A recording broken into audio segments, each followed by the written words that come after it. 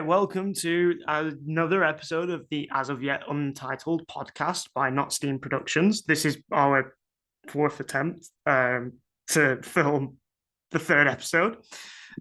Few issues. I'm El Grimshaw, forever, always joined by Liam Davis. Hi, guys.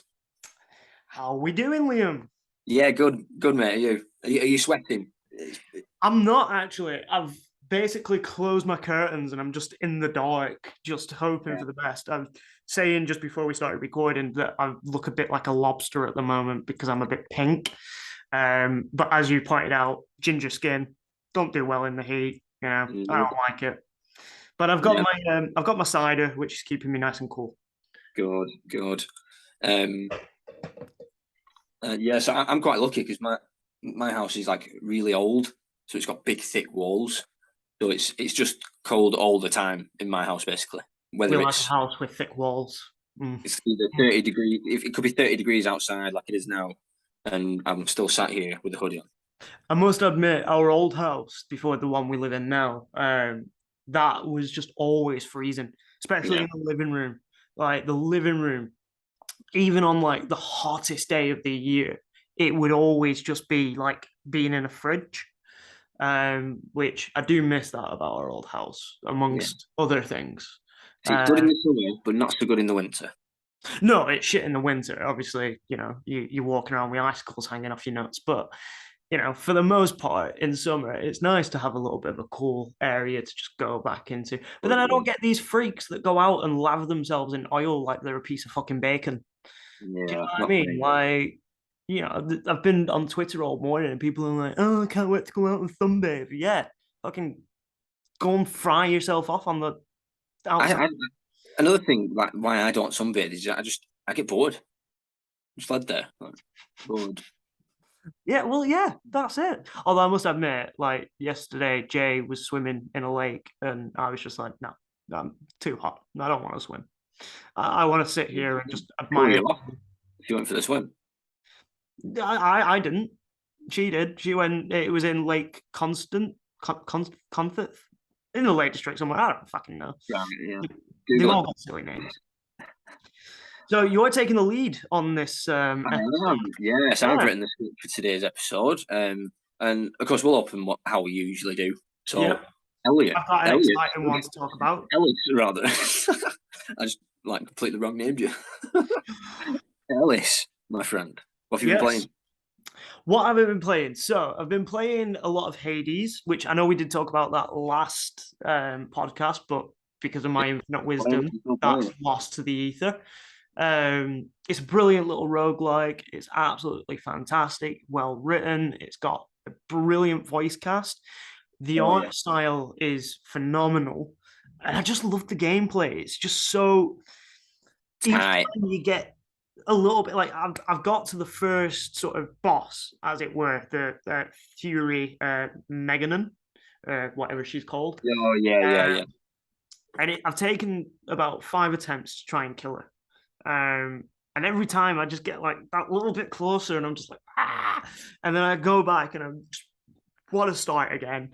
But it's quite rare for me because I'm one of those that, especially in certain types of games, rather than, like spend ages talking to every single fucking character that you see, like I prefer just to get into the action, just power my way through. But with this, I actually enjoy going around and just learning a little bits about like each of the characters. Like I love the little conversations between Hypnos.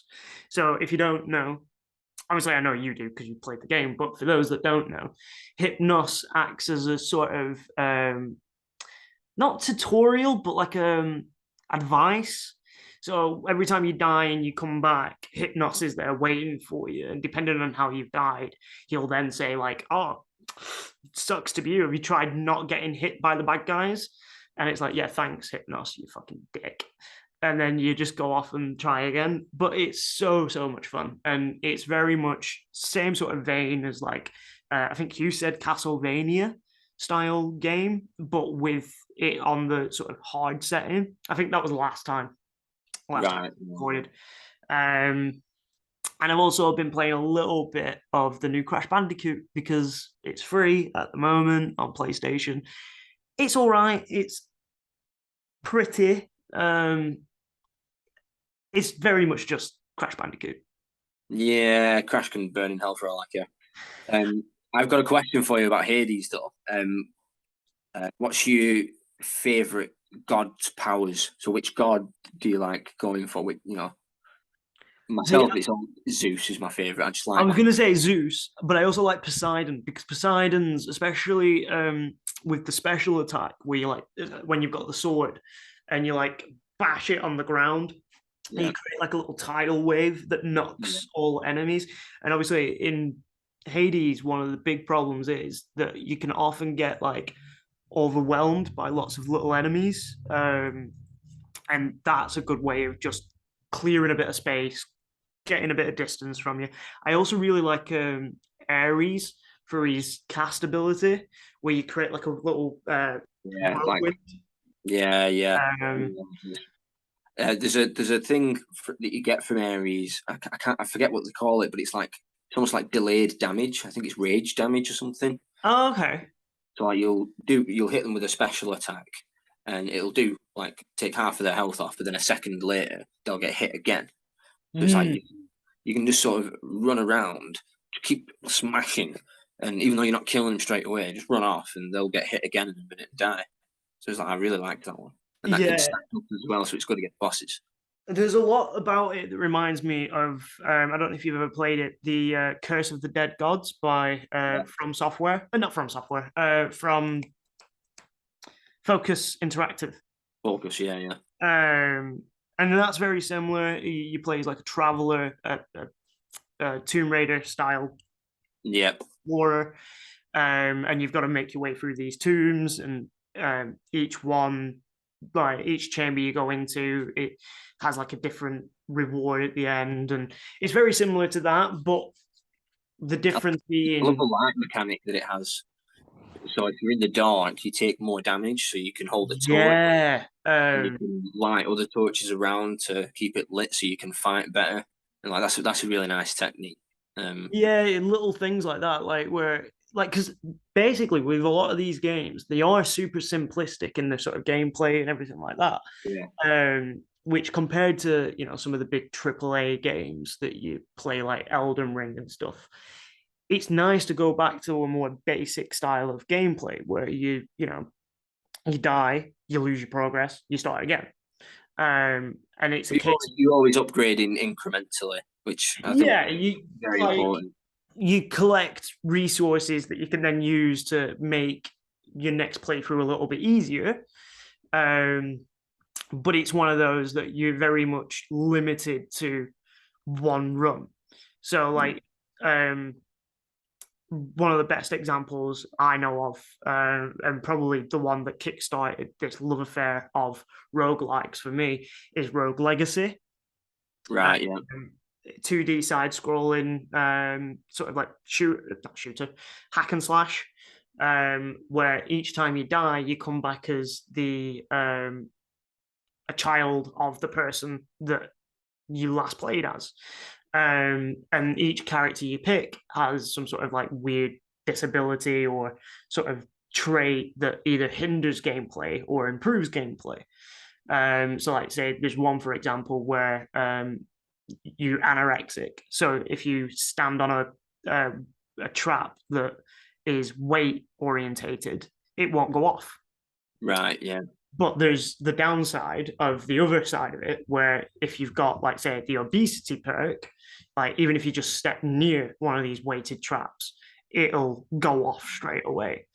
And then there's others, like, where you've got, like, dementia, so the map keeps switching around. So ways that you've gone before don't always make sense. So, yeah, like, those sort of games I love. I love the sort of challenge of a lot of roguelikes, and they are just something that I can easily sink a good couple of hours in. Like I introduced you to Slay the Spire, didn't I? Oh, what a game! What a game! Very much roguelike elements to it. There's the thing that I would say, because I always say that Hades for me is the best roguelite out there, and the reason I say that is because the story works for it so well. Yeah. And then a lot of the other ones, they don't even really bother with a story element a lot of the time. They're I just must like, admit that for me is one of the things that puts me off Curse of the Dead Gods is there isn't really much of a story. There's just like these 3 different temples that you've got to go to. Each one, there's a boss at the end of it. Once you kill it, you move on to the next temple, as it were. But each temple has like a different sort of like gameplay style. Well, sort of like different enemies and stuff. yeah, different biomes, aren't there? Like different Yeah. traps to look out for and stuff. There is one that I've wanted to get onto. I can't remember what it's called, but Ron Perlman does the narration for it. I think it's called Dead West, and it's kind of like a roguelike, but set in the American frontier. But you play as Death, but he's like a cowboy.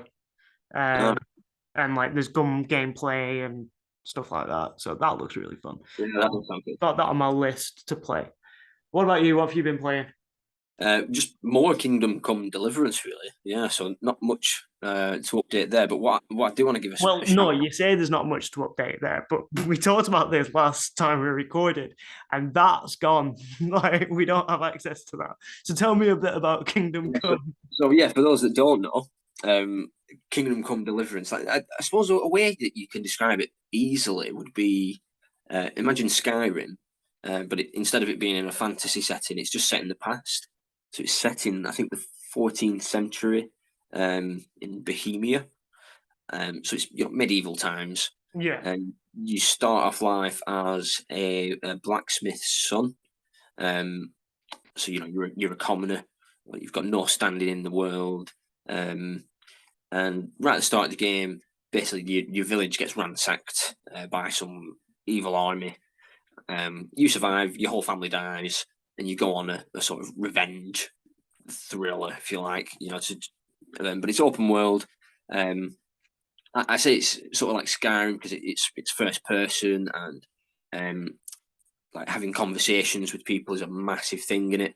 Like you've got a speech skill. You've also got charisma as well, and the charisma is probably the most interesting thing about it because it's determined by how clean you are, how recently you've bathed, what clothes you're wearing, whether you're wearing armor. Like you could go into a shop, for instance, and say you're covered in mud and you've not bathed in 2 days or whatever. You walk in, talk to the shop assistant, and the first thing you'll say, "Oh my god, you fucking stink!" And that always makes you laugh. Or there'll be other times where you've just been to the baths, so all your clothes are clean and you're clean. You might have your armor on. You'll walk into the same shop and speak to the same guy, and he'll say, "Oh, honoured to have you here, Sir Knight." Yeah. Little things like that. I'm like, yeah, that's cool. You prejudiced dick. I'm gonna cut your fucking head off. Oh yeah. And there's all sorts of different like skills and stuff, and it's quite similar to Skyrim in the way that you level up your skills by actually doing those skills. So the more you sword fight, the better your sword fight gets, and so on. Lock picking, pickpocketing, all that stuff. I will say, in terms of Skyrim, that has one of the best leveling up systems in game that I've seen in a long time. I loved the fact that it was more of a case of using your skills Absolutely more. Yeah. And what made it better is that because you can play an all-rounder, and a lot of video games where they've got like a leveling up system, you kind of forced to pick one of different ways. But with Skyrim, there was that element of being able to go, well, I'm going to use sword and magic, but I can use my bow as well. So you always have that option. And it really disappointed me going onto it with Bethesda that when it came to Fallout 4, sorry, they scrapped it and they went back to a more like a perk-based system, wasn't it? system. I mean, they did introduce it a little bit in like Fallout 76, and like there was elements of it, but it just wasn't the same. It had that annoying factor of like you just leveled up by killing enemies, doing missions, and everything like that. But what have you been watching? Because I've been watching something that I'm quite excited to talk about because I want to know if you've seen it. Okay, well, mine was it was recommended to me by a friend. It's called The Terminal List. To be honest, I don't know if it'd be your kind of thing, but I quite enjoyed it. So it's so Chris Pratt plays a Navy SEAL who Okay. he goes on a mission with his squad. Like he's the leader of this squad, and they get ambushed and they all get killed basically except him. He gets home. It seems like something's not quite right. Something's going on, and his family then get murdered as well. His wife and his daughter, and he's like, whoa. And to be honest, his performance in it is cracking. Like it Yeah. had me sort of tearing up a few times. Like when he's thinking about his family and stuff, I was just like, whoa. Like so, really good performances in it. And yeah, basically goes on a revenge like spree and uncovers this vast conspiracy, and it's done quite well. And the I read up a little bit on it because all of the sort of scenes with him, you know, clearing a building or whatever, all the tactical stuff, it all looks, you know, Legit. yeah, absolutely. And he did. He went for like 6 months or something. He trained with some ex-SEALs, and they taught him how to clear rooms and checking corners and how to maintain his equipment and reload and all that stuff. And it looks absolutely genuine, and really thoroughly You enjoyable. can Really, tell, can't really you? good executions in it as well. Yeah, you can tell when like a film's not really done its research. Like I'm forever when watching like a movie or something, and it'll be like some action film, and they'll be like police, and straight away they've got like army people, and straight away they've got their fingers on the trigger and stuff, and it's like, no, that's a big no. Don't put your finger on the trigger. You keep your finger near the trigger, but you don't put it on the trigger. Going on to Chris Pratt doing a lot of research. Brilliant film, Hot Fuzz, Simon Pegg. He worked exclusively with the police for a little bit to sort of get an understanding of how police operate. And one of my friends, his uncle actually features in Hot Fuzz right at the beginning of the film when he's doing the riot training. All right. My mate's uncle's actually there as a riot officer, which is what he does. But I've been watching the Resident Evil Netflix series. Oh, yeah, I've heard good things. Have you? I have Because actually, yeah. I've heard that it's the best adaptation of Resident Evil yet. yeah, but that's like getting the most attractive in a burn unit, so it's not exactly a brilliant standing ovation. It's got some good elements. It really does. Like, and there's some great casting in there.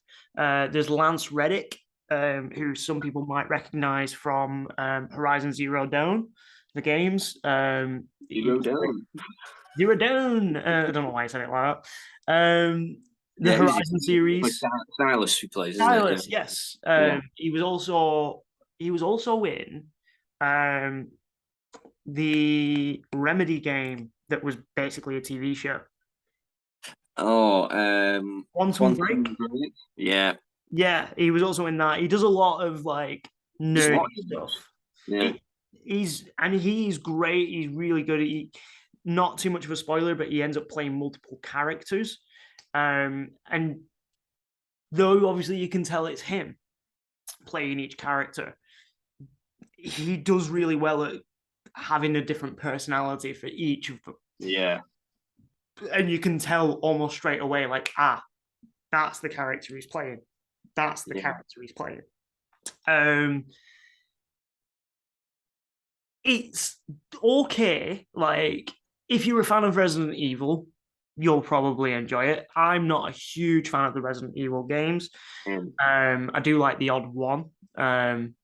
7 is probably my favorite one. And number 1 was pretty good. especially the more remakes with the more recent mechanics that they've added. But it's very on the nose in certain bits. Now, there was a bit that sort of intrigued me to watch it. I saw a review that it said that they've basically tried to like pander a little bit to younger generations and try and get them on board. And normally this kind of thing wouldn't bother me too much, but it's so on the nose that it frustrated me. So there's a character in the Resident Evil TV series that when she's first introduced, bearing in mind she looks like Billie Eilish in terms of how she dresses, in terms of how she has her hair. When she's first introduced, the soundtrack is Billie Eilish, which not a problem. I love Billie Eilish. I think she's great. And her name's fucking Billie. Like, it's just like, oh, we've got Billie Eilish, but it's not actually Billie Eilish. It's Billie Eilish. You know, and then there's some really fucking dumb bits that just don't really make any sense. And the way they've gone about it is it's partially set in the past, partially set in the future, and it keeps switching up. Yeah. It's got potential. It's got potential, but as the first series goes, and as a sort of, if they make another season, they're gonna have to do better than what they've done, because it's a very wanky, campy sort of zombie mess. It reminds me more of like, I don't know if you've seen it, Z Nation. Yeah, I have. Yeah, it's fucking awful. It came out around the same time as Walking Dead, which personally, my opinion on Walking Dead is that's not great either. But that's what you get when you start a TV show at the end. You know, where do you go from the end? And that's one of the reasons why I think it's a bag of shit. But Lance Reddick, he's great. Some of the other characters are pretty good. There are some pretty cool action sequences. There's a lot of Easter eggs from like the games and stuff. Right, yeah. So there's a particular bit where they get kidnapped by a cult, and there's a guy with a sack on his head carrying a chainsaw, and it's like Resident Evil 4, obviously. But it does just feel like fan service a little bit. And majority of it is fucked up by teenagers not listening to their parents. That's the premise of the story. A lot of it, if there weren't kids involved, probably would be a very boring show because nothing had fucking happened. Umbrella would just roll out their drugs and everybody would get on with it. But because kids get involved, they're like, oh no, we've got to like stop Umbrella, and then they cause an apocalypse. Great. Well, I don't know. No, you don't. To be fair, it's probably worth a watch, but. Well, you haven't sold it very well if you think it's worth a watch. It's worth a watch in a sense to see where they're possibly going with it. Like, it reminds me very much of sort of like Westworld. Now, Westworld is really good, certain aspects of it, but then there's certain aspects of it that really let it down for me personally. And I just thought, I can't see this having a long lifespan for a TV show. Is it a Netflix show? Yeah. Then it probably won't. Yeah. All the episodes came out on Friday, which is a massive problem with Netflix. You know, space that shit out. But we did watch a really good animated movie on Netflix called Sea Beast that has Carl Urban in as one of the main voices. I've seen the advert. Yeah, it does look quite good. It's quite fun. It's very much How to Train Your Dragon, but if the dragons were in the ocean. That was the vibe I got, yeah, from the advert. But it is really good. Yeah. Cool.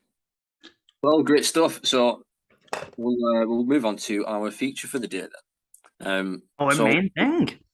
Our main thing. So doing something slightly different this time. So we're going to do an open world game draft.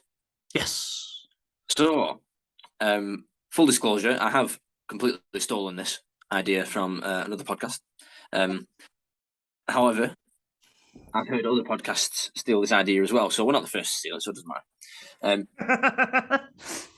So the way it works is we've got 10 categories of. So I'll go through the categories before we kick off. Why not? So we've got story, we've got main characters, combat, NPCs, side quests, traversal, setting, music, art style, and then special sauce, a little something for the end. And of course, we're going to name our games as well. Yeah. The way we're going to do it in, I think they call it the snake draft, where we'll flip a coin. Whoever goes first, takes one category, and you don't have to go in the order that I read out. You go whatever order you want, and then whoever goes second chooses two, and then goes back to the first person. They choose two, and so on and so forth until we're done. If I pick a game for any category, you cannot then pick that game for any of your categories. Ooh, that's going to be really annoying because I have a feeling that there is going to be a particular game that you're going to pick that is probably going to be one of my top picks. Yeah, exactly. I think there's going to be a few. Like, remember, they've got to be open world games as well. So when you actually think about it, there's a lot of them, but like good ones. You know what I mean? So I don't know. To be fair, there is one in particular for one of the categories that I wouldn't say is a good game, but it's one of those that it's got a lot working for it. That if done with the right developers, the right sort of budget and everything, it could very much be one of those games that is, remembered as being completely great. But I'll keep it up here until we get to potentially that setting.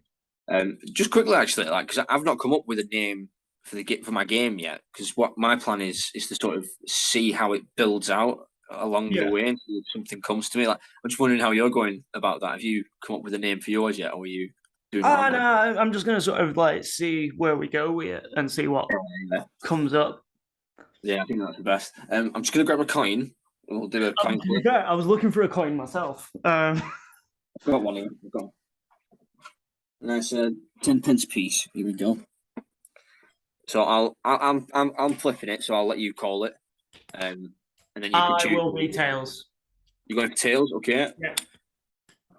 Yeah. You're happy that I've just done that? I'm not altering it. There we go. Oh, it's tails. So you get the decision. You can either go first or second. I will go second because it's your idea. Let's let you kick the ball rolling. Okay then, right. So that means I get one choice and then you get two. Right, okay. So, what to go for first? Now, I think what I'm going to go for first is my special sauce, actually. Okay. This is one of the things that I desperately want in the game. So I'm going to go for the Nemesis system from the Lord of the Rings Shadow of Mordor. The games, yeah. For those that don't know, the Nemesis system is when you can kill an enemy, but then later on in the game, he'll come back and say if you killed him with fire, he'll come back and he'll have burns, and he'll even reference the fact that you burnt him, and his name will have changed to like Durog the Burnt or whatever. Yeah.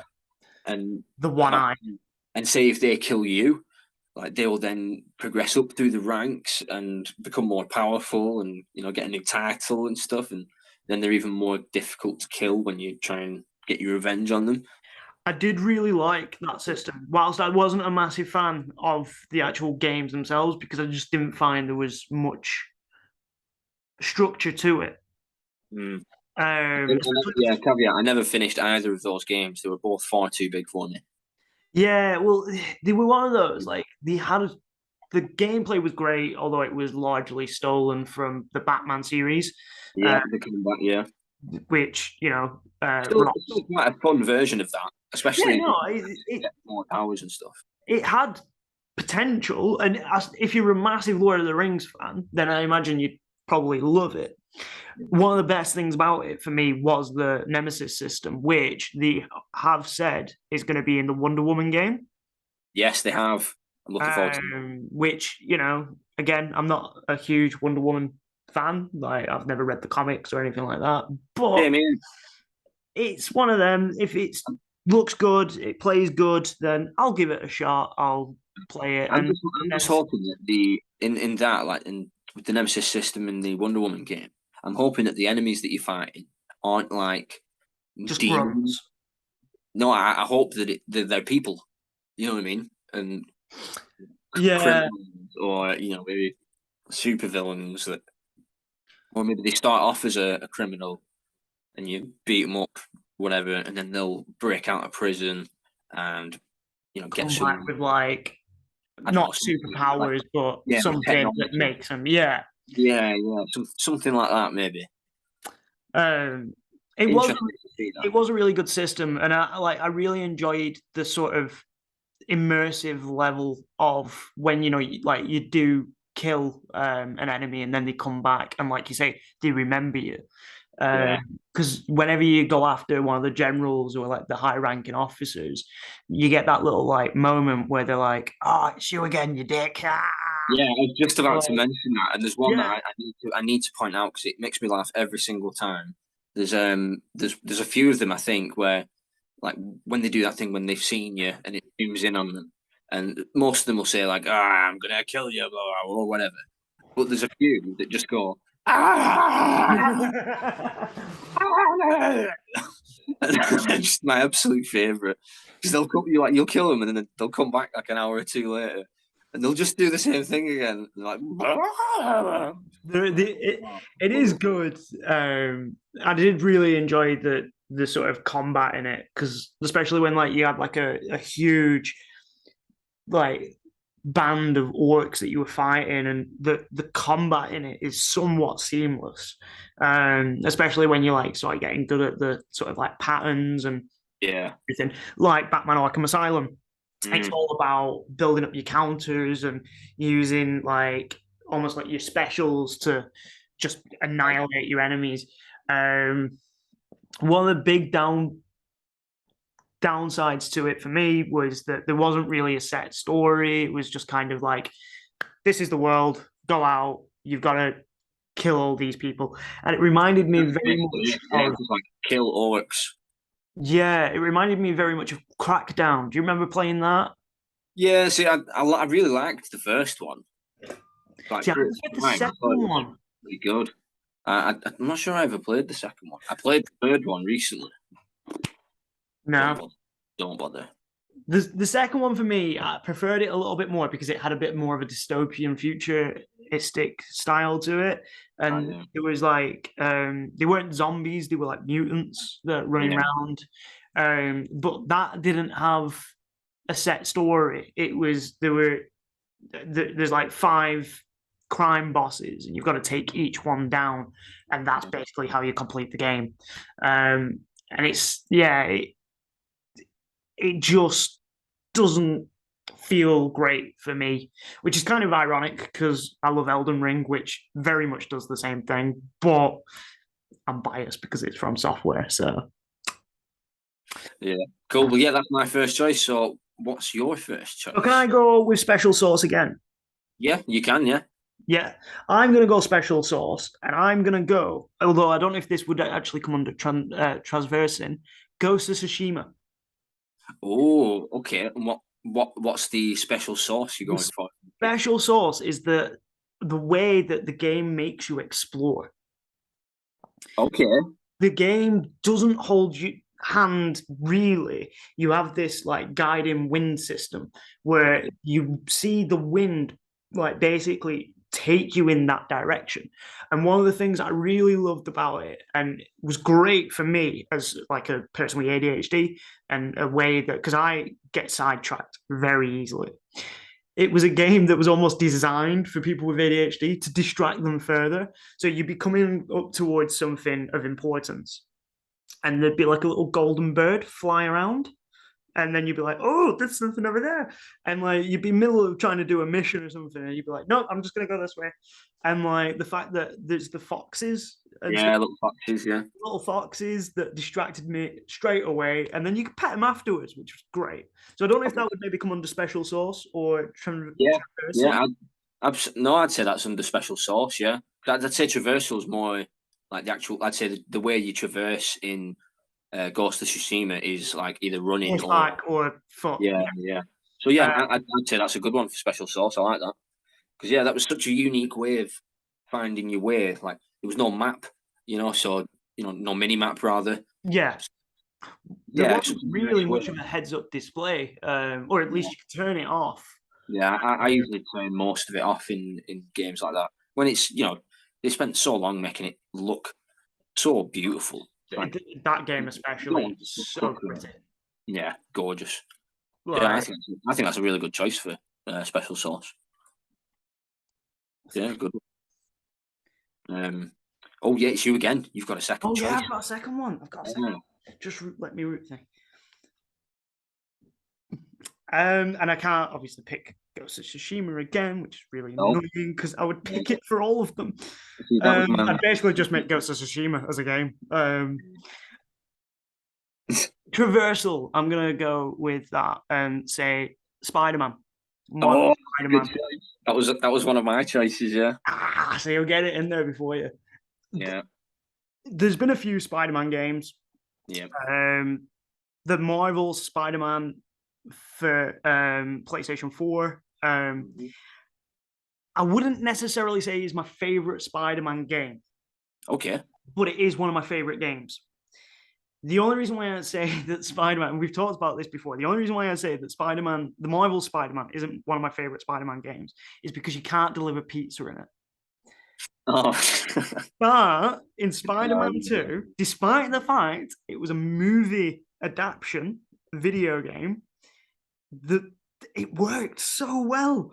And like little things like you can't do a continuous web stream, which I really enjoyed that in the old games. Like just like you'd have like one enemy left and you just keep like keep spraying him and then like let him like untie himself and he'd be like, "You're dead," and then do it again and then do it again.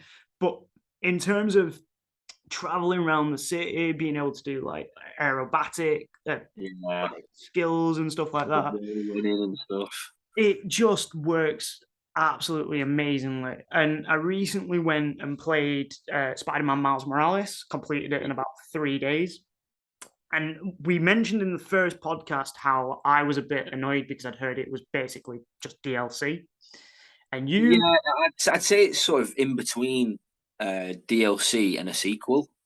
I'd say it's bigger than DLC, but it's not big enough to be a sequel or a standalone game. No, it is very much like if it came out on as a DLC and it was like say 20 quid, I feel like that amount would be worth paying for Miles Morales Spider-Man. I really like I really like the new combat systems that they've added. I really like the way that they've sort of changed up the fighting styles a little bit. But one of the things that makes Miles Morales better is that you can use the like Venom abilities whilst you're in the air for like helping you like go faster, help you go further. And I just think obviously it's Insomniac Games who made Ratchet and Clank, and they use the swinging mechanic in Ratchet and Clank was amazing. Their games have always been fun to sort of run around, and I think in terms of Spider-Man, they absolutely smashed it out of the park with how well it was written, how well it plays. One of the things I love about both of them really, like the original PS4 one and the Miles Morales, it's sort of the animations. Like say if you're running up a building, he sort of like grabs onto a rail and flings himself over the top, and it's just so cool. But then in Miles Morales, he'll do the same sort of thing, but it'll be a different animation. Yeah, it's almost like he's less graceful than Spider-Man because he's new to it, and it's a bit like sort of a little bit unsteady, and I just love that little differentiation between it. It's really cool. The one thing that I really, really loved, and it was just a little change in the way that, so in the original Spider-Man, Marvel Spider-Man for PS4, when you go, if like you run off a building, Spider-Man like falls head first, like Yeah, does or you this can make hero thing. But if you do it as Miles Morales, he like falls off it backwards. yeah. And it's like this cool moment of like, way falling backwards, and then you swing, and it just those little minute details that just make it so much better than like previous Spider-Man games that have come before it. It's genuinely as close as you can get to being Spider-Man. Yeah. You know, in real life, you know, I'd As say opposed- there's probably gonna be some VR thing at some point where it's just going to have people throwing up all over themselves. To be fair, there is a VR Spider-Man game. Yeah, It was a tie into the Homecoming films, right. the recent Tom Holland films, Yeah. for VR, and it was very much like the way they did it was as though you've put on Tony Stark's spider suit for the first time, and it's like teaching you the sort of like thing. So it'll be like, oh, spray your web over there, spray your web over there, like cool things like that. So they have worked on it, but I don't know how, because I've not really played much VR other than what I've played on my little brother's. I don't know how much it'll make people vomit. Yeah. Yeah, that's a cracking choice again. That for traversal. I am slightly concerned because I think I've gone for my two strongest choices first. Well, no, I think that's what I'm going to do as well. Cause now it's my turn. I've got two in a row now as well. So, so for my second choice, I'm gonna go for main character / characters. Mm. I'm gonna go GTA 5. Oh, you bastard! And now, the reason I've done that is I think the three main characters, they're all great. I think they're all really well fleshed out. They're all quite unique. Of course, you've got Trevor, who's he's the best. Yeah, he's my absolute favorite. To be fair, if it was just Trevor that you played as, even so, yeah. But I really like the way that you can switch between the characters. It's just a touch of a button, like boom, let's go to Trevor, and when it changes to Trevor, he's like in the middle of a bar fight or something. Like stuff like that. I love that shit. The performances are so good as well from them all. That for me, when I was going through the list, that was probably the easiest one for me. Like the easiest choice I had on there. It's like they're just such good characters and they interact so well with each other. That, yeah, it was a no-brainer for me. That I do love GTA 5, especially GTA Online, because I think it's the ultimate sandbox. Quite literally, especially when you start getting more and more, because online they've got a lot of ridiculous vehicles. I've got what's effectively the Batmobile, which is absolutely awesome. Just being able to drive around Los Santos in the Batmobile is so much fun. But one of the things that I love is always makes me chuckle whenever I go on the story mode is when you play as Trevor and you're automatically wanted by the police. And it's just trying to be like, what the fuck has he done now? Yeah. And then you'll go to Michael, and then Michael will be in his house, and you'll have a screaming match with his kids or something. And it's just little things like that we were saying, I think in the previously recorded but lost to the ether, we were saying about how well Rockstar are at writing the characters, even NPCs. You'll be walking down the street and there'll be like a conversation being had that is so funny and well written. The radio stations, they themselves are a character. Is it Fernando, the sort of agony aunt on one of the radio stations? Yeah. And he always like you always get like people ringing in being like, Fernando, you being a dick. And he's like, fuck you, I'm Fernando. I can do what I want. And it's like, you know, these things that Rockstar are up there as being like one of the best game developers of our generation. Which Yeah. weirdly. Oh, absolutely. Like it's hard to question that, really. You know, it's when you look at Red Dead 2 as well, which for me is a better game than GTA 5. You know, in the terms of detail and the depth and the world building that they've done in that to make it feel so authentic. Like, but we may get that onto that later on. Who knows? In fact, yeah, I'm going to go for it now. I'll not put it into your head and lose it. So yeah, my third choice, I'm going to go NPCs, and I'm going to go Red Dead 2.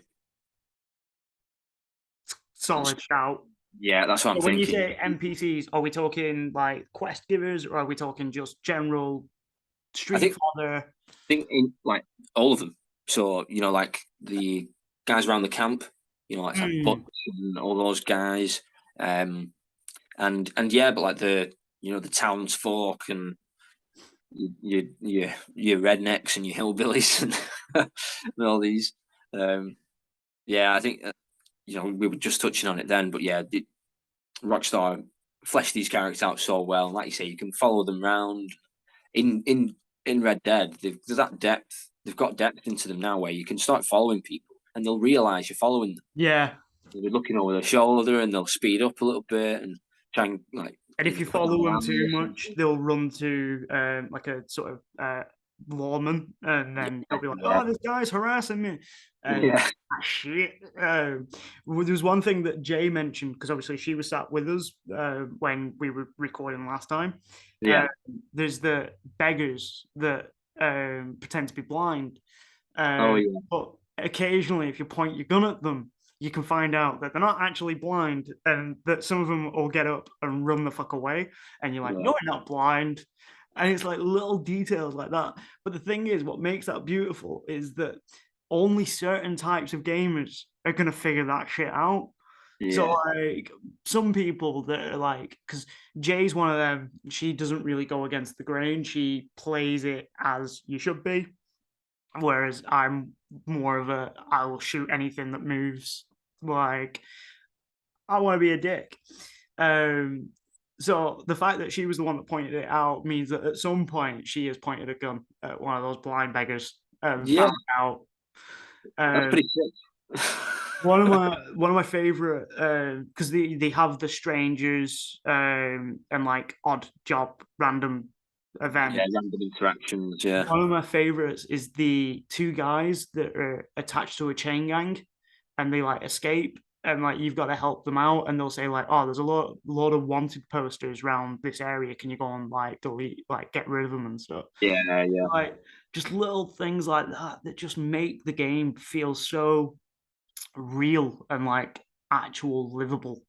Ones that I love doing on Red Dead are when you'll be on the trail going to your next mission or whatever, and coming the opposite way, you'll see like a little prisoner transport, and there'll be like a little cart with a cage on the back, two guards, and then a couple of guys in the back like shouting like, "Help, like we're innocent, save us." And of course they're probably not, they're probably scoundrels, but it's so fun to just kill those guards, shoot the lock off the back, let them out, and like, "Oh, thank you so much." And then you'll bump into them later on. Yeah, they might help you out with something, or try and rob you. Yeah, well, you pointed out last time we were recording that the guy that you bump into that's like been bit by a snake, and like you can either save his life or not, and then you'll bump into him later. But like sometimes like that's happened when I've been playing Red Dead, and I've completely forgotten about the fact that I've had this interaction with them previously. And like, "Oh, sir, you helped me," and I'm like, "Did I? Oh, all right.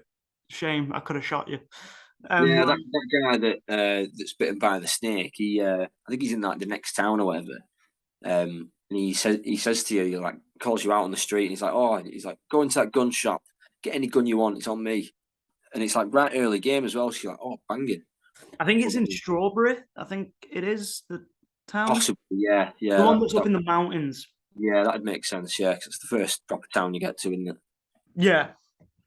But yeah, no, that is a really good shout. Like the NPCs and everything in Red Dead works so well. I said last time, I think my only criticism, but as you rightly pointed out, because that is what it was kind of like, is that the map's a bit too big and a bit too sparse. Um, especially when I like that in Red Dead though, because that sort of plays into the whole Wild West thing. Like, it's got to be wild, man. it does, but what annoys me about it is like when you like trying to do the story missions and stuff, and you'll do a story mission in say DeSantis, whatever it's called, and then you'll go and try and do the next mission. Will be halfway across the map, and you spend ages trying to get to the You other can end. after a little while, you can fast travel. Yeah, but you can only fast travel to certain locations. And a lot of the time, like the missions markers will be like in the middle of nowhere. In fact, there was one in particular that really pissed me off because it was quite a difficult mission and it was at the bottom of a ravine. So not only did you have to like fast travel to the nearest town, you then had to get to the bottom of this ravine to start the mission. And it was one of those that I like failed the mission a few times, got over it, turned it off, played something else for a bit, and then came back to it. And I was like, oh, so where am I? And then I'll be like, oh, fuck, I'm by this mission again. And that's what puts me off a little bit. And it's why I've never really got into Red Dead Online because of that reason of everything being so sparsely like laid out. Which, don't get me wrong, I understand that is what the Frontier would have been like. Yeah. But I just feel like wild, yeah. Like there have been games where it might look like there's lots of stuff going on, but it's still quite sparse. Like, I kind of sort of get that feeling with GTA 5 in a way. No, I agree. There's a lot. There seems to be a lot outside going on. of Los Santos. There's not really that much. Yeah, and even in Los Santos, like, yeah, you've got your shops and stuff, but other than that, it's like, well, there's not really much else to actually interact with. Whereas in Red Dead, even if you're out in the sticks, you could gather some herbs, you can do a bit of hunting. If you find a little lake or something, you do some fishing for a bit. There's always something. Even if you're out in the sticks, it's like, I suppose it depends on your mindset. Like when I'm playing Red Dead, I'm thinking I'm a cowboy. Yeah. That's what I go for. I like to create my own sort of like revenge plot lines in Red Dead. So I'll sort of wander around and then like some random NPC will annoy me and then I'll like let him go. But then later I'll be like, no, that bastard needs to die. And then go and hunt him down. But I also like the hunting aspects in Red Dead. It's absolutely brilliant. It's my turn now, I believe. Yeah, you got two more now. So I'm going to quickly go with side characters and NPCs. Now, this is the one that I said isn't a great game, but it has a lot of potential. Watchdog Legion. Yeah.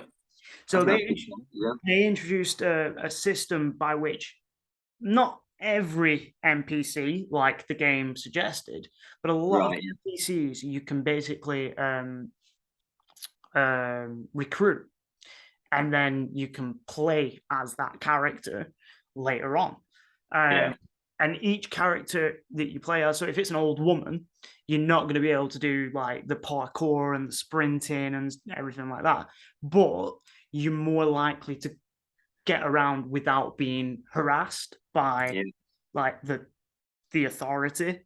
And I do really like that, even though the game itself was a bit dire, and they weirdly added a sort of zombie apocalypse mode to play, which it kind of has Left 4 Dead vibes in that you a team of 4 and then you've got to get from one area to the other and like wipe out as many zombies as you can. But fundamentally, the game itself is just a bit dire. The best one out of the series so far in my eyes is Watch Dogs 2. because it was the one that was the most well-rounded. Yeah, I agree. One of my favorite things to do in Watch Dogs 2 was the taxi missions, where you basically pick up an NPC, drive them to wherever they want to go, but there'll be like certain certain quotas that you've got to hit, like don't go too fast or don't go too slow. Yeah. But I really like what they tried to do with Watch Dogs Legion, a little bit like the Nemesis system. You know, they tried to introduce something new that made the game better. But Yeah. fundamentally, the game was flawed in its sense that it's just not fun to play. But as you progress, and then they started introducing like downloadable characters, it does start getting a bit more fun when you've got like a more varied cast of characters. Now, the reason why I've said, because technically you could argue that that is your main characters, but it's not, because a lot of No, I think that's a clever loophole from you there. You've basically created your entire cast of NPCs can also be playable as well, which is I think that's fair. I think it's a really clever choice. it is. Have you played much of the Watch Dogs games? Yeah, so I was looking at my games collection when I was going through this to get some inspiration, and yeah, I've got Watch Dogs 2 on the shelf there still. Had the first one, but like traded that back in. Wasn't right. No, it wasn't. But yeah, Watch Dogs 2, it was. I thought like the tone of it was really good as well. The setting, San Francisco, brilliant. Yeah, I thought it was quite vibrant, very colourful. And yeah, like I liked quite a few of the characters in it as well. And yeah, like the general gameplay was quite fun. Like I thought it was kind of strange how they were like hackers, but they were quite happy to just go around shooting loads of people. Yeah, well, I found that a little bit weird, but what I thought they balanced it well because there were sort of non-lethal options. yes. You could have like stun guns or like rubber bullets and stuff. So One of that's my what favorite weapons in Watch Dogs 2 is the paintball gun. Yeah. It doesn't kill anyone, but it's No. just fun to go around and like spray people with different paint. I always used to like finding somebody that was wearing like a white top and then just imagine that I've ruined their day and then run away like disappear.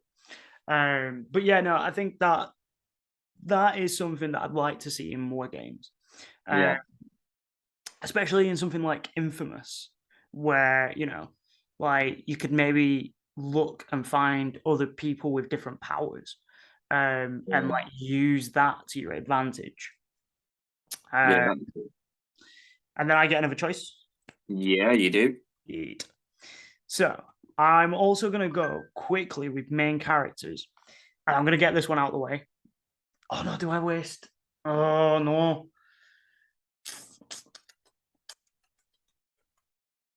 I'm going to go with main characters. Okay. I'm going to go with The Witcher 3. Oh, Geralt is just so good at interacting with the world and making comments that make sense. Like, I hate in video games a lot of the time when you just hear the same lines regurgitated again and again and again. But the delivery and like the way that Geralt interacts with other characters is up there as being like one of the best story mode, game driven, like it's like Game of Thrones, but in a video game. Yeah, he's getting shit. He's so cool, isn't he? He's just like he knows that he's like, you know, a strong guy. Like, you know, he can survive a lot. It takes a lot to beat Geralt in a fight or whatever, and he, you know, he has that confidence with him. He carries it everywhere, and I love that.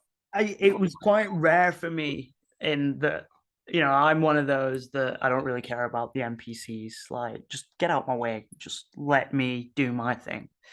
But I used to, when I'd be playing Witcher, I'd be thinking, what would Geralt do in this situation? What would Geralt do? And you know, on that, like, and one of my favorite things about, you could make a game entirely based on this and get rid of the whole Ciri storyline. Not that I don't like it, I love it, but just doing the monster contracts, the monster hunting contracts, I would love a game just built on that. Just, going from town to town, do a monster contract, build up your reputation as a witcher, and then at Yeah. the end of it, you're like, oh, you know what? Like, I've had enough now. I'm gonna go off and retire somewhere. I think Geralt is possibly one of the best, other than maybe Arthur Morgan, one of the best video game characters of the last 10 years. Yeah, I'd have to agree. In fact, I think for me, I'd have to put him at number one. Yeah, I mean, if he had access to guns, I think he'd be a bit better. He'd be a bit more badass. But Maybe because there's that scene, isn't there, in the third one where Siri talks about going to the future, and she talks about basically seeing the world of cyberpunk. So who knows? Maybe we'll see Geralt in a future cyberpunk update. I hope fucking not. I But, hope not. No, it's cyberpunk. I want to love it, but yeah, flawed. it is. Right, your turn. Yeah, so I've got two more now. So I'm gonna go with. I'm gonna go side quests. And I'm gonna go for Batman Arkham Knight. Is that strictly open world? Arkham Knight, yeah, Oh, the one okay. with Batmobile, and there's like three hours. The Batmobile. I fucking hated the Batmobile. Yeah, I'm not using the Batmobile. No, yeah. So the side quests in that, I love the side quests in that. You got the one with Man Bat, where like you'll just what is it? You get to the top of a building or whatever. Yeah, and then jump scares. Yeah, it's so cool. And the way you actually do that mission is like you go around the city and you'll hear the Man Bat screaming, and you've literally just got to look around and try and find him, and then land on top of him, and like try and get a blood sample from him or whatever. That's how it starts off. And I just love the idea of it's like you know nothing about it, and then he jumps out at you. It's almost like the object of the quest giving you the quest. And like, boo, like, come and get me, bitch. And then flying off, and yeah, and it just being so like, and in order to do the mission, it's so diegetic. Like, I just found that so cool. And there was the other one, the like proper investigation one. Like, there's a serial killer going around and like displaying bodies, and you would find the bodies by hearing like opera music or classical music playing. It wasn't Hush, was it? Was it Zas? No, I don't even. Hush was in Arkham City. Yeah. And then you found the bad guys, the bodies in Arkham City, and they'd have like bandages all over their face because right, yeah. And some of the other side ones as well, really good with Nightwing. So you were going after Penguin stashes, and you'd basically do a big fight, but you could switch between Batman and Nightwing while you're doing it. That was so cool. You do like little combos together and finishes and stuff. I loved Arkham Knight. I loved the entire Arkham series, apart from Arkham Origins, because Arkham Origins was a bag of wank. That was kind of forced out by Warner Brothers Studios. But one of the things that I hated more than anything, and I was really surprised by this, was the Batmobile. Yeah. I hated how much they relied on the Batmobile, especially with the Riddler challenges. Yeah. Like, it was just an annoying race course, and I just didn't like how much they relied on it. See, I didn't mind the Batmobile bits where it was all about sort of like speed and driving. It was more the tank aspects that put me off. I didn't like the tank aspects. I liked using the Batmobile to get around and like going from, and like the way that you could use it to your advantage. Like, so for example, say there was a bunch of enemies hidden behind like a big wall. You could rip the wall down and then jump out the Batmobile and just kick the shit out of them. And I also liked being able to, like, say there'd be a massive crowd of people, and you could, like in Red Dead, you could call your Batmobile, and it'd like rev up towards you, and like you jump in it in this like seamless motion, and then you just see all these like bad guys be like, ah, Oh, yeah, let's nothing to see here, Batman. We're just minding our own business. yeah. But yeah, I just didn't like how they relied so much on it. I think it it forced players to, in a game where it was about making a decision of what kind of approach to take, um, Mm. especially in the earlier games, Arkham Asylum especially. Um, Yeah. like you had different gadgets that you could use to do different things, and like just like pick off enemies by like throwing a batarang to distract one enemy, and then you'd go after another. The Batmobile kind of forced your hand to play a certain way, and I didn't like that element of it.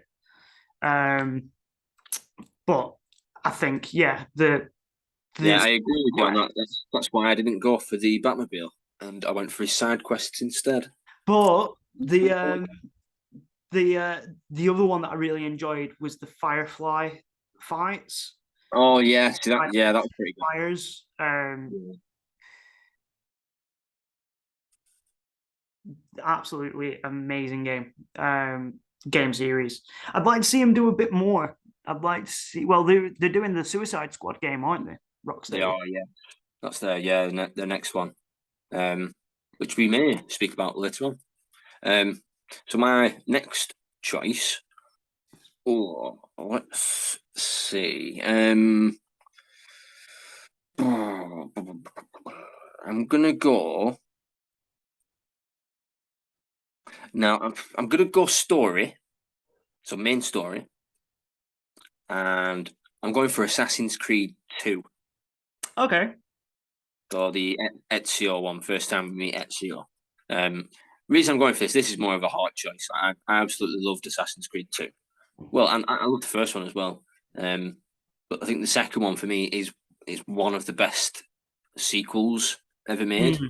When you look at where it's gone from the first one into the second one, like the first one was so sort of grey and dull and like almost like a sepia tone to it, where there was very little colour.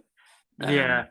very little story element to it as well. We didn't really know anything There about wasn't much Altair. gameplay as well. It was just Yeah, the gameplay there was it various was very fights and tailing quests.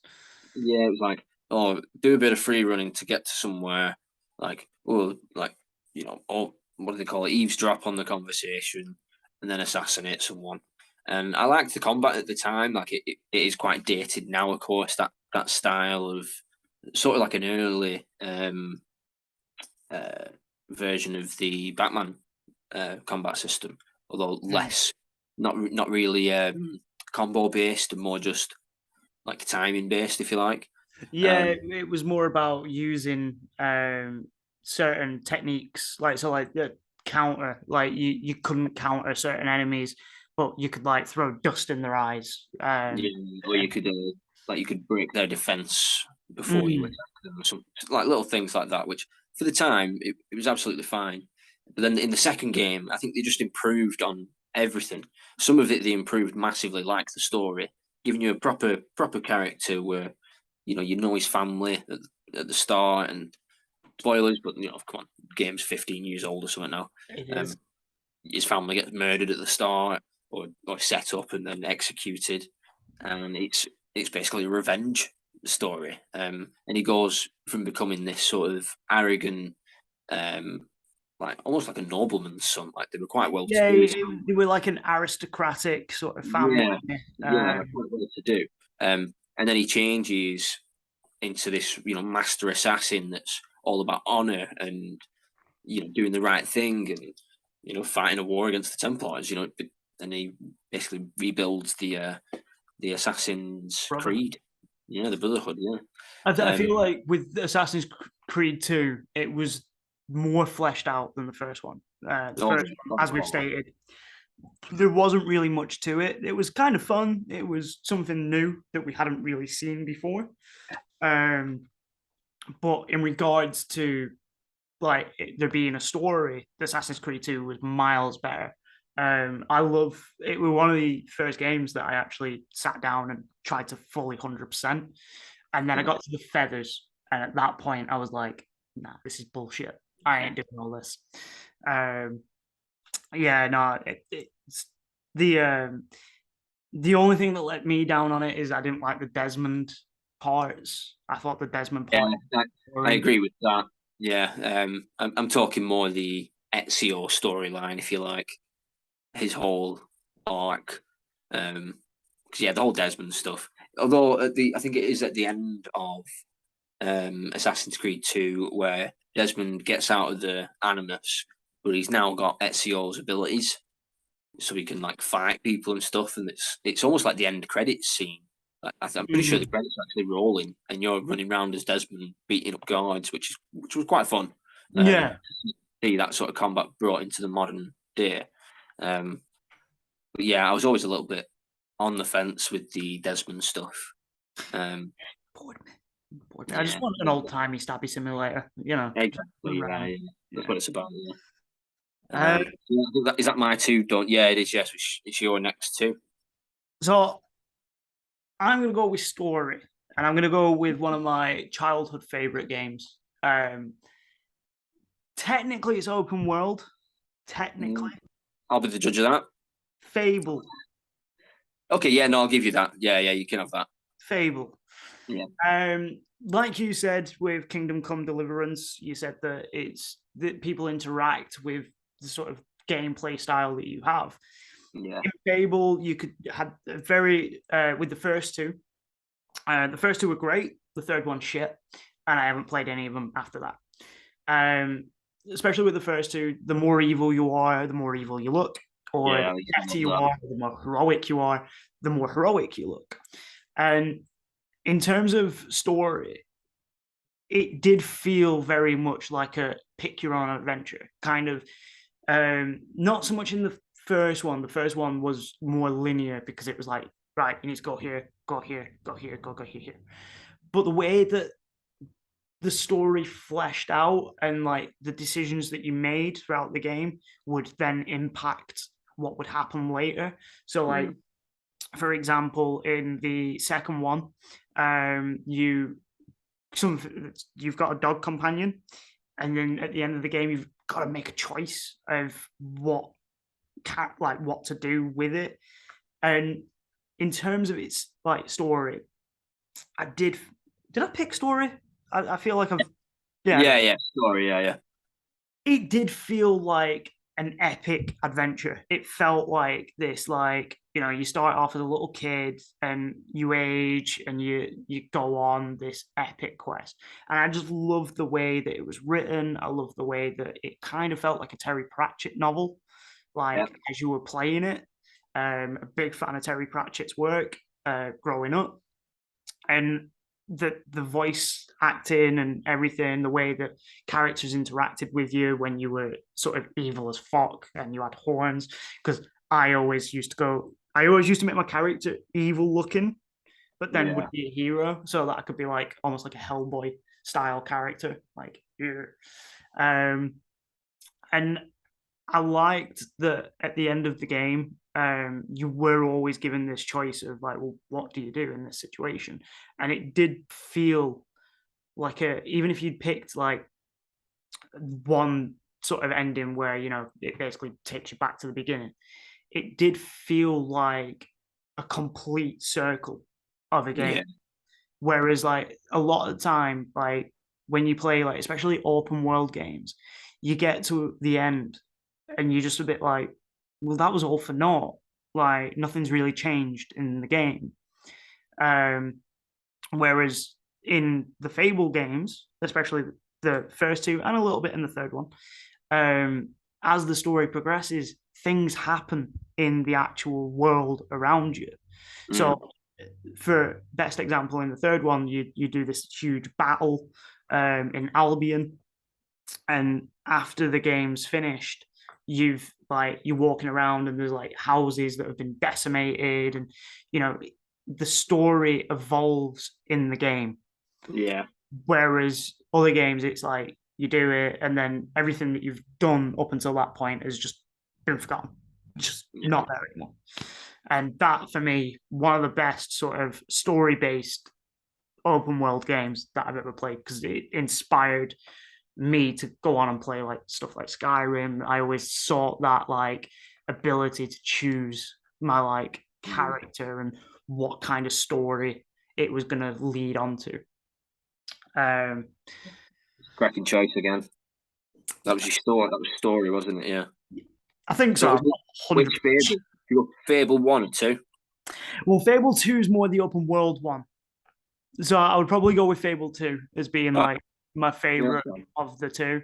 And that had a lot more, like, it had a better story in terms of basically at the beginning you're an orphan and you've got your sister. You go to this like madman's house, and he basically, under false pretenses, you think that you're being adopted, but then you realize that you're not being adopted. He basically just wants to use your blood. Your sister gets killed, and that's what sets off the story. Sorry for spoilers, but it came out in 2008, so get fucked. Yeah, that's fair. Yeah. 14. Was that your first choice? What do you mean, first choice? No, sorry. I mean your Oh yeah, my first pick. Yeah, your first pick. Yeah, yeah. Go for it. Next up, combat. I'm gonna go for Infamous Second Son. Okay. Yeah. I mean, you don't need to say much more about it. It's so good. Rest of the game didn't really work. It was a bit dull, but I really liked the combat system. I really liked the different choice of powers that you could use. Like you could absorb smoke and use smoke attacks, and then you could use neon, and it varied up your gameplay massively. So like you had the ability to like with the I think it was telesignals or some weird shit. Something like that. You Yeah. like basically shoot yourself out of an antenna and like float above the city and like traverse it. And like in terms of the combat, it was a really good way of like, rather than just like switching your weapon or something like that, you would just change your powers, and like you'd go from like using smoke, and like you could, if you were clever about it and you fought in the right location, you could almost be on top of your enemies like that and just switch between smoke, switch between neon, switch between concrete. My only downside to that is I would like to have seen, or I'd like to see, if they ever make a sequel, a bit more range and the ability to maybe have like the ability to control water, the ability to control whatever. But not just that, the combat is so pretty in terms of like, when you're shooting your neon blasts and the neon blasts explode, and then you've got all these like colorful particles that come off your enemies. And each combat system has a different sort of style to it. And like there's the choice of using aggressive combat or passive combat. So like you can knock your enemies out, and then that makes a decision on like whether you'd be good or bad. Again, downside, I would like to have seen a bit more in terms of the karma mechanic. Yeah.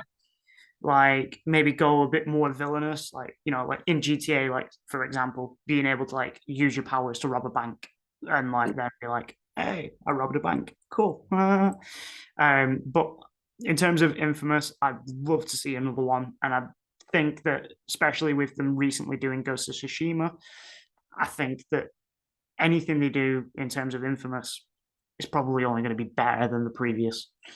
But yeah, you did think so, didn't you? Kicked my coffee table. So it's another good choice, shaping up nicely, yours. So mine, I don't know what kind of fucking game it's going to be. It's got samurai, it's got mutants, it's got fucking everything in.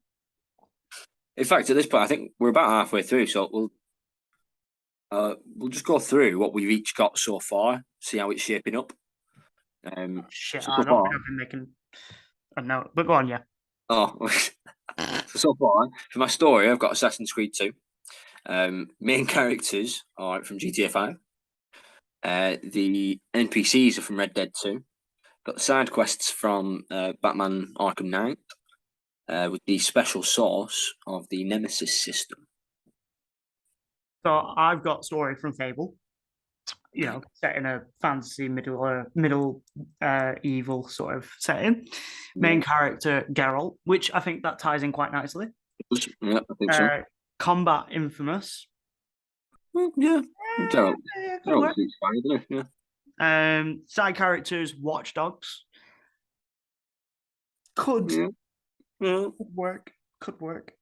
Traversal Spider-Man. That's the wrench in the sort of works there. And then my special source is Ghost of Tsushima, the sort of navigation system that they have. Yeah, cool. Yeah, which I think that ties in quite well as well. Yeah, that's not bad. Yeah, good start, right? Yeah. So my next ones then, I'm gonna go Traversal, and I'm gonna go Dying Light 2. Ooh, yes. Low-key, I actually really liked this game. So it was from the developers of Dead Island. Yeah, which Dead was Island was awful, but they actually did it really well. And one of the things that I was really worried about when Dying Light was first announced was the idea of a first-person parkour system. Yeah. Do you remember Mirror's Edge? Of course. One of the beautiful game. Like, it looked so nice, but it was just horrible to play. See, I nearly chose what's the sequel called? Mirror's Edge Catalyst. I nearly chose that for Traversal because that's arguably just as good. The reason I've gone for this is because you've got more options basically. Like in Mirror's Edge, it's literally just you and you're running, and you can run on walls and jump and grab shit. But on this, you've got like a little glider, so it's similar to like Breath of the Wild. Like, so you can jump off a building, you've got a little glider thing, and you can go over like air vents that push you back up and stuff. And you've also got a grappling hook as well, so you can almost like Spider-Man your way around this city. And of course, the way the parkour feels so good. Like if you time it correctly, and like they have obviously like routes set up so that you can do stuff perfectly. And the more skills you unlock, like the more seamless it is to like go under things and up and over things and through things. It's just I think they've done that so well. And there's so many areas as well where you could be on the ground on the street and surrounded by zombies, do a little run around a bit, jump on a car, and you see like there's a like a what do they call it, like a plank of wood held by on a crane. So you jump up, you grab one side, and it'll start to tip. So you run up the other end, and it'll start to tip again, and then you jump off onto something. It's just there's so many little things like that allow you to get around the city, and then as you get better at it, you can then do even more. And such a cool way to get around. I must admit, Dying Light was one of the first games that I think I had on PS4, and I absolutely loved it. I love it's like the definition of a cult hit. It came out with really no fanfare. Initially, no, not at all. But over the years, they kept adding free updates, and there was like support to it, and it had multiplayer elements as well, which I played a few times, which were actually pretty fun. Yeah, co-op play. Yeah, and then they like it's like caveat, like the sort of the writing and the voice acting is sort of kind of Euro jank, so it's like not the best. I think they're a Polish developer, Techland, I believe. Yeah, Techland. Yeah, I think they are. Yeah, and don't get me wrong, like the mechanics work brilliantly. Like the combat's okay, but the traversal is where it's at, and I think they've stepped it up in the new one. And you can look at a situation before you actually run at it, and you can sort of plot your route. You'd be like, yeah, I can sort of try and go da da da da da. I can get onto the top of that next building and carry on, and you'll run at it. You might not get it first time. You might fall off and die, which is always kind of terrifying because he like lets out a yelping scream and the screen goes funny and stuff. So yeah, I'm glad I managed to get that. I really liked in Dying Light the night and day cycle. Oh yeah, It actually, because like first few times that you play it, and like you go from day to night, it's actually kind of terrifying. oh yeah, Like especially when you get I can't remember what the big zombies are called. volatiles. What are they called? Volatiles. Volatiles. Shit name. Rather they just be called big nasty zombie people. And they sort of stepped that up in the second one as well. They've still got the day and night cycle. There's a lot of interiors that you can go into. So if you go into these interiors during the day, then it's dark in there, and that's where all the volatiles are. And you will die. You will die. You will die. But sometimes there's stuff you've got to do in these buildings. Like there might be like high level gear or a quest item to get from there. So you have to wait till night until they've all come out, and then you go in. But there'll still be some in there. There just won't be as many. You've got to be like stealthy and like trying to sneak around them, and it's pretty terrifying. Yeah, they've done that. I remember I think because my mate, he was the one that put me onto it, and I remember him being like, "Oh yeah, just don't go out at night," and I was like, "Whatever, zombies." Like, and then I remember running down like a street, and then I saw my first like volatile, nasty zombie man, and just thinking, shit. And the sort of gut wrenching feeling that you'd get like when you were like low level, a bit like in Prey, when you're low level and like you're there like trying to run away and like you're trying to get to a safe spot, like and I also really liked the because you unlock like a light, don't you, that you can use against them. UV light, yeah. And it burns them, and like you see them smolder, and like just a nice little touch. Yeah, that's really good. In fact, another one actually, like when you, so it's useful at night when you're running away. I can't remember what button it is. It might be triangle or something, but you can sort of turn around as you run. So you run in the same direction, but you'll look behind you, and you can use the UV light to shine at the monsters that are chasing you, like give you a bit more of a head start, and or you could drop like what do they call them, firecrackers to distract them. Yeah, little bits like that. Like it's cool, really cool. It was really like, especially compared to Dead Island, which Dead Island, I can't understate how bad that was compared to Dying Light, which was a shame because the trailer made it look amazing. Yeah. Have you got another one? I have got another one. So, I'm going to go combat, and I think this is sort of like in the same sort of vein as Fable in terms of open worldiness. But do you remember Jade Empire? Yes, love Jade Empire. Like sort of a martial arts sort of. Yeah, like an Eastern influenced sort of fantasy setting. BioWare. Yeah, it was, and yeah, like it's been years since I played it, but I remember loving the combat, thinking how cool it was. It had like different fighting styles, like different stances and stuff. But there was like magic as well, so you could like shoot fireballs and what have you. And I remember like the dodging on it was really cool because you do like flips and stuff. Like so, it's coming at you, and you do like a one-handed cartwheel to the side, and then like a big high kick or throw a firebolt at someone. Like, yeah, ways of sort of incorporating the different fighting styles as well. So you'd be going up against the boss, and you'd need to do like one or two specific fighting styles to like break his guard, and then you'd do a third one to do some damage.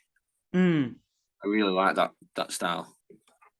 I was gutted that they never made a sequel for that game because it was it was just ironically, a hidden gem, with it being called Jade Empire. Yeah. And like I remember the story being really good as well, because you were like, basically there was like this like evil empire, very Star Wars-esque, and you were like a child that had been brought up in some rural village, and then the village got attacked, and you were sent on this big quest to go and find out. Oh, pardon me. And then there was, and then there was actually just a quick shout out and a little bit off top. Well, it's not off topic because it's about Jade Empire. One of the side quests has stuck with me for years and years and years because it terrified the shit out of me. And I don't know if you remember it. You go into this like village, and there's these people, and they're all dead nice to you, and they're like, "Oh yeah, come." And then like you do a few things around this village, and then eventually you find out that they're basically like a cannibal species of like changeling. Um, Nice. and like you go back to the village after you've done like the last quest for them where you're meant to die, and then you go back and they're all these like weird looking frog people that are like ready to eat you, and then you've just got to kill them all. But the Yeah. first time I played it, it terrified the shit out of me because I was like it was like, oh my god. But yeah, the absolutely smashing game. I would love to see either a remake or a sequel to that. Yeah. I do fear Yeah. that unfortunately it's been a bit too long, and I do also fear that if I went back to play it, it might not hold up as well Yeah, as I remember. I'm pretty sure it was the original Xbox it was out on. It was the original Xbox because I played it on the original Xbox. Yeah, Uh, put it on. I So yeah, I don't imagine it holds up now, but I remember at the time, like in my mind's eye, it was a really cool combat system, and yeah, I'm glad I've managed to get that. Your next two. So I'm gonna go for setting for my next one, Okay. and we've already mentioned it on the podcast. Horizon. Oh, Zero good Dawn. one. Yeah. Now, personally, I never completed it, but I do admire the shit out of the game. Yeah. I love anything that's sort of apocalyptic. I think the apocalypse is always a fun sort of world to play in. And I do love the sort of the fact that it's like giant robotic sort of like dinosaurs or like animals.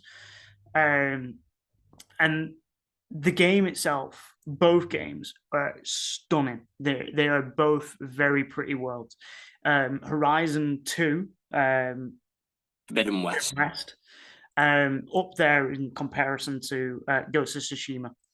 Just stunning gameplay, stunning setting, very vibrant world. And I would love to see more gameplay like that. More worlds in a setting like that where it is like a dystopian sort of like apocalyptic world where society has crumbled and everybody's gone back to sort of like tribes. And one of the things that I really like, because I watched Jay play through the first one, I love how each settlement is completely different, and like there's key features in each settlement that make them unique to the last one that you were just in. And it's almost always to do with like, because they're like quite tribal settings. It's like their armor and stuff is usually made from, like the dinosaur, the robot dinosaurs, whatever they are, that are nearby to them. So it's like in their grounds. And it just it's such a well built world, isn't it? Such a believable world. And to be fair to the people that made it, so it was Guerrilla Studios, they're from the Netherlands. Prior to making the Horizon series, they were best known for the Killzone games. Yeah, right. Yeah, which are just a sort of generic shooter with some better elements, like different tech that you can use. Yeah. But they were first person, like linear games, weren't they? It's surprising to go from that to such an accomplished open world design. Absolutely incredible. Like it really does show like how well they've managed to expand their sort of abilities as a developing team, and create something that is highly just a real world setting that you can actually sort of get lost in Yeah. and enjoy the sort of seeing the way that the mechs, whatever you want to call them, interact with the world around you is just, it is incredible. Yeah. Yeah. My next Cracking one, choice, that. I'm going to go for side quests, and though I did shit on it a little bit, I'm going to have to go Cyberpunk 2077. That was my second option. In fact, no, it was my third option because I had Witcher 3 for side quests, which you stole, and then I had Batman, and yeah, Cyberpunk was third on my side quest. I agree with you on that. I think that's one of the things they did well. I personally think that the main storyline was meh. I thought it was fine. I thought it was good enough. It was all right, but the side quests were where it was at. The ability to sort of, you're almost like you're a mercenary and just going back to like the Witcher style, where a game just made of hunting monsters, monster contracts. In Cyberpunk, it's like, oh, somebody's hired you because there's a gang that's terrorizing them. Go over and beat the shit out of them or slaughter them all. And it's almost always an interior, like an interior setting as well. So Yeah, you've got different ways of approaching it. You can go stealthy through like a ventilation shaft, or if you wanted to, you just go in all the guns blazing and shoot them all.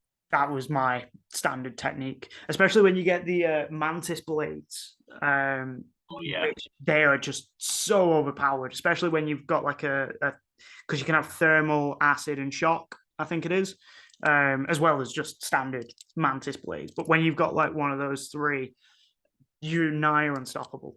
I remember there was one side quest that I did where I had to go to like a brothel, and I had to save this woman from the brothel. And as soon as you walk in, they're like, "Oh, don't cause any trouble." And I'm like, mantis blades out and just ripped everything apart that was moving. And I managed to complete the mission in like 5 minutes, which I don't think was intended. But it made it fun in the sense that I was just this badass sort of cyborg lady that was like, I'm going to rip everybody apart. The one thing that I didn't like about Cyberpunk, which I was really disappointed with, was the fact that you weren't able to switch perspective and you were locked into that first person's perspective, which I think really ruined the game. And the driving mechanic is terrible. Like, I actually quite liked the driving. Yeah, when it worked, I actually quite liked the driving. When like you get a good drift around the corner, it felt okay to me. It wasn't. I played worse, let's say. Yeah. I mean, the fact that you've just said when it worked, that doesn't bode well, though, does it? Yeah, that's more the game though, rather than that mechanic in particular. To be fair though, like, why? I think it was just a very ambitious project because at the end of the day, like, they had it was first announced in like 2012, something like that. Something like that. I remember the first trailer dropped ages ago, so they had ages to perfect it, and by the time it came out, it was still a bit of a hot mess. I remember I had to restart the game about 3 or 4 times before I actually got to be able to play it. But yeah, the side quests on the side missions, should I say, on that make the game better than just focusing on the I agree, yeah. And they're actually worth something as well, because like I think on my second playthrough, I didn't finish it first time round because of how broken it was. But I'll leave it for 6 months or whatever, let them do the updates, then go back to it. And I did, and I spent probably 10 or 12 hours just doing all of the like different side missions, and they call them the jobs. They call them the Gigs. gigs. That's it. Yeah, doing all them that you could before the prologue. So before you go to that hotel and what's his face dies. Spoiler alert. It came out 2 years ago. What are you fucking complaining about? Yeah, so I managed to spend like 10 or 12 hours just doing everything around there, building up like my cash and my reputation, and my level as well. And then by the time I went to that hotel, I had legs where I could do like double jumps, Yeah. and mantis blades, and like a better hacking thing as well, so I could do more hacks on people. Just sticking with Cyberpunk for 1 second, because I think it is one of those games that it had a lot going for it potentially, but was let down. And one of the things that let me down with it personally was the leveling up, the building system, like building your character and stuff.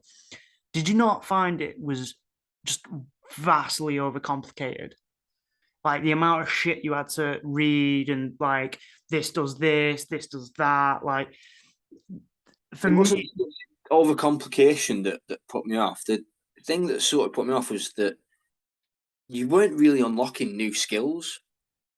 Like there wasn't really any skills to unlock. It was more just your weapon. 1.5% more damage. Yeah, just Yeah, incremental things on stuff. It's like you're slightly better at being stealthy, or there was no like you've unlocked a super punch, or I don't know what I'd want, but you know what I mean, something like that.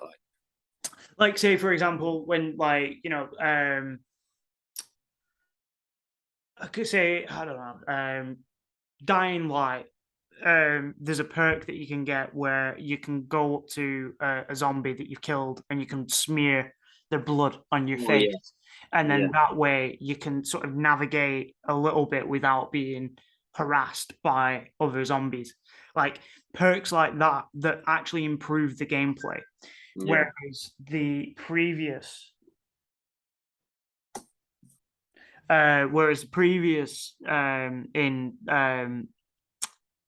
previously in sort of like Cyberpunk, it was literally just like, do slightly more damage with this type of weapon, do slightly more damage with that sort of weapon. Right. More headshot damage, more critical. Yeah. I remember spending a bit of time because I do like a good skill tree. I love having a look at the potential options and going through it all.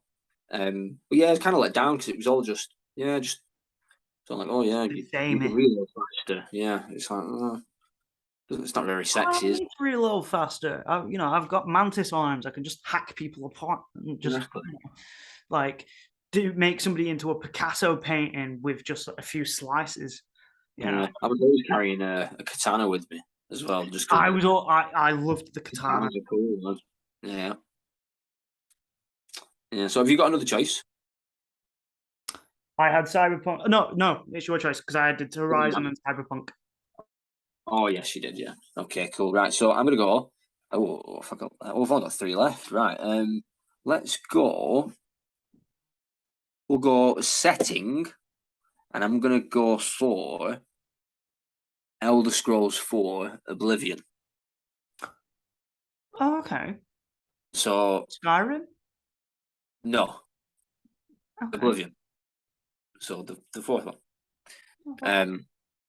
And the reason I've gone for that is because they've got the whole sort of main overworld, but then you've got the portals that take you to Oblivion.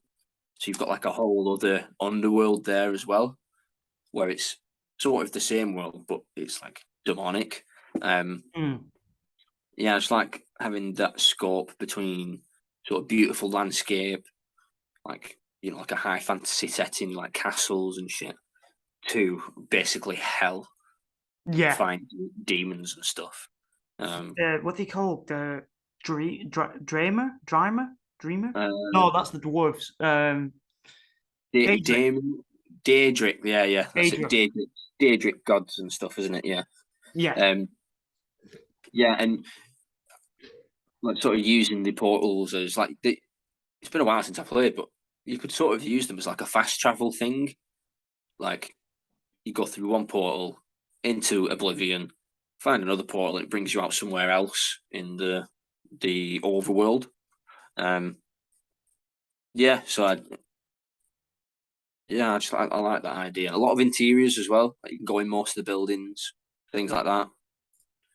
Nice, cool, like hidden secrets, like hidden caves and stuff to find on your own. Like they're really good at doing that. So I'd like to have that in my world. And of course, they're quite big as well. The Oblivion, the Elder Scrolls. The Elder Scrolls games. Whilst a bit like Rockstar, Bethesda always sort of deliver in the open world aspect. There's always loads to explore. Obviously, I didn't play much of Oblivion. Right. I don't know why. I just couldn't get into it. But I think that's partially because my first experience playing an Elder Scrolls game was Morrowind, which I absolutely loved. Morrowind back on the original Xbox. Right. Yeah, I never played that one. See, not a lot of people did, but it was really, really well crafted. It was huge at the time for that sort of game style, and it was like the first thing that I'd ever played that had that level of open worldness. Yeah. And also that level of sort of interaction with sort of wildlife, shall we say, where you're walking down a path and then there'll be like a bear running towards you or a troll. A giant scorpion or something. Yeah. So I never really played that. Like when it came to Skyrim, whilst Skyrim is probably up there as one of the greatest open world games ever made, arguably, love it or hate it, you can't deny that it was an amazing open world experience. One of the things that I do criticize it for is that a lot of the dungeons were very samey. Yeah. So I think you've got to remember with Skyrim as well. That's 10 years old now. That's sort of a sign of the times as well. With that size of game, they're going to want to, pack as much of it in as they can. But also, I don't want to say they're cutting corners, but sort of cut down on, the development time. Because look, how long is it going to be till we see the next Elder Scrolls game? That's going to be years and years away. Well, they've recently released some test footage from it, and it looks very pretty. However, after the Microsoft Bethesda acquisition, whether or not it's going to come out for Sony, I think what they're going to do. I don't think it will. Well, I reckon what they're going to do is they're going to have it day one release on Microsoft and PC, and then after sort of like 8 months or whatever, that's when it's going to get released on Sony. Because I can't, for the life of me, cannot see. I mean, to be fair, if Starfield only came out on Xbox, I couldn't give a shit. Like it.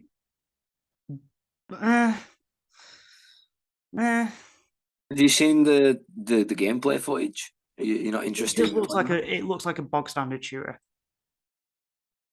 Okay, yeah, you've not watched the thing fully. It's like a 16-minute gameplay thing. Have you not seen that? No. We'll go into that later anyway. Getting slightly off track. So let's, I'm going to go to my second one, my second to last choice. I'm going to go for music.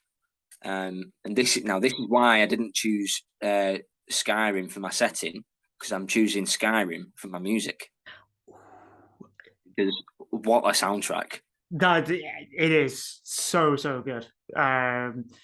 Especially getting onto the menu, like the main menu. It's like oh, so good. The music for that game isn't. There's a lot that works for that game, but the music is one of the things that makes it absolutely phenomenal. Like the way it like kicks in when combat starts, or when somebody's noticed you, they're like, "Ooh." Yeah. And then it ramps up, and yeah, it's so good. I think that's the only one that I'm really struggling with, because when it comes to soundtrack, there's only really one sort of big game that I can think of that. Well, it's over to you now anyway. So yeah, if you want to, I'm intrigued to see what you've chose for music. I'm gonna go with Dark Souls 3. Okay, yeah, like big operatic scores, yeah. The big operatic score. It's a bit of a. It is an open world game. In terms, Is it an open world game? No, it is. No, it is. No, it is. it's not. No, it is. It's not. It is. No. Because, Sorry, I'm not letting you have that one. oh, for fuck's sake. Right. Well, then. I was thinking. Well, I'm not going to tell you what to choose. Sorry, you go on. Go on. Why is it not an open world game? Because it's not. It's very like set paths, and it's like you think about like God of War 2018 one. Like you do have it's not really open. But FromSoft have just done an open world one. Right, fine then. Elden Ring. There we go. Oh, there you go. Yeah, the soundtrack. To be fair, the Elden Ring soundtrack is very much just rinse and repeat on Dark Souls. Yeah, I've heard it's very good as well. It's fucking amazing. Yeah, so good. To be fair, the score for all the sort of like Soulsborne games, even Sekiro, and Bloodborne, they're just phenomenal. Because the soundtrack itself is its own character, and like there is that sense of oppression with the like sort of soundtrack as you're playing. Yeah, and especially like when you get into like a boss fight or something like that. Yeah, it always ramps up that bit more, and it like some people may not even notice, but it absolutely affects you as the player. It gets your heart racing a little bit faster with it speeding up or getting louder, and I think even the opposite can be said as like say there might have been a big operatic score, and then if they just kill all the music and maybe go to like a bit of dialogue or something, that can be just as effective sometimes, especially in like a boss fight or something. Like if you could literally just copy and paste the Elden Ring / Dark Souls. I mean, I'm committed to it being Dark Souls, but for argument's sake, Elden Ring. You could basically just copy and paste that into any game, and I'd just be like, it works. Yeah, that's cool. Which one do I have left? So you've got one left, haven't you? Art style? I'm struggling to think, for an art style. Because a lot of games that we've sort of selected, other than like the odd few, they all have a very similar sort of just, not hyper realistic, but sort of, yeah, that's sort of the way that they're leaning. Yeah.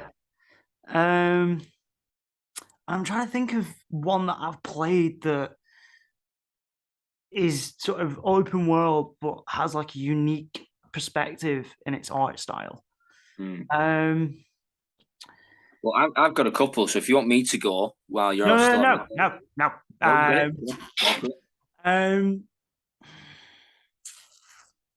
Simpsons. No, I'm not gonna have Simpsons hit and run. That would be such a fucking weird collection of games. I honestly, I can't think of an art style that's like springing out to me. Do you know what? Crackdown. Crackdown. The sort of like cell shaded. Yeah, cool. Yeah. I like that. It's cool. The rest of the game was wank, but I like the art style. Yeah, no, that's a good shout. Yeah, I think cell shaded when it's done right. It's really cool. Like, so for mine, like I almost went with a cell shaded style one. I almost went for art style as Breath of the Wild. See, I was thinking that, but I've never played it, so I felt it would have been a bit of a. It's gorgeous, and the colours are so vibrant, and it is really good. But when I'm looking at the rest of my game, I think my other option is probably the better choice. So I'm going to go for Death Stranding. Not played that. So I won't go too much into like what the game is, other than it's basically like, this gets thrown around a lot, but it's basically like the walking simulator. But when I say that, like, the walking is actually a mechanic in it, not in the sense that you just push forward on the pad and you walks. Like, the terrain in front of you will be on, like, it could be like rocky or whatever, and if you try and go up something that's too steep, you'll slip back down or whatever. Like, and you usually, like, you're a delivery man.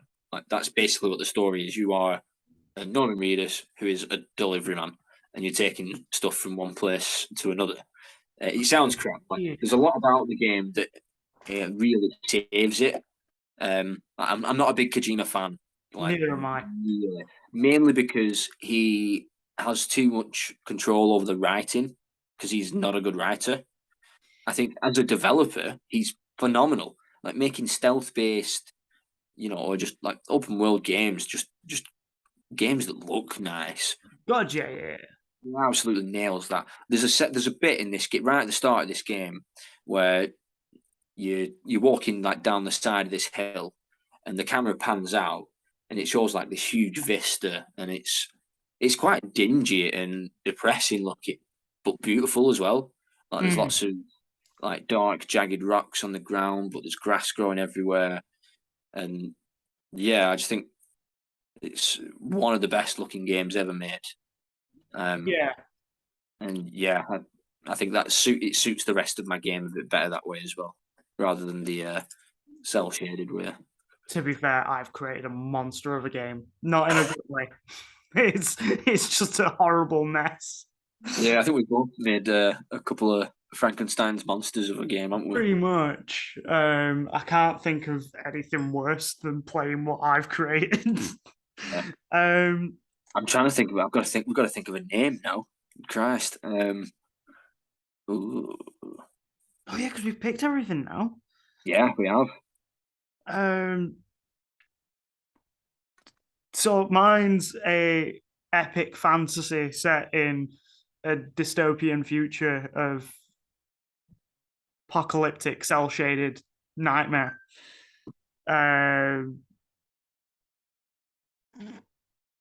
Nightmare on Acid, that's the name of my game.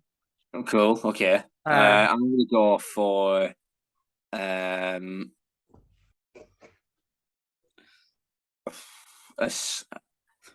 Assassin Theft Man.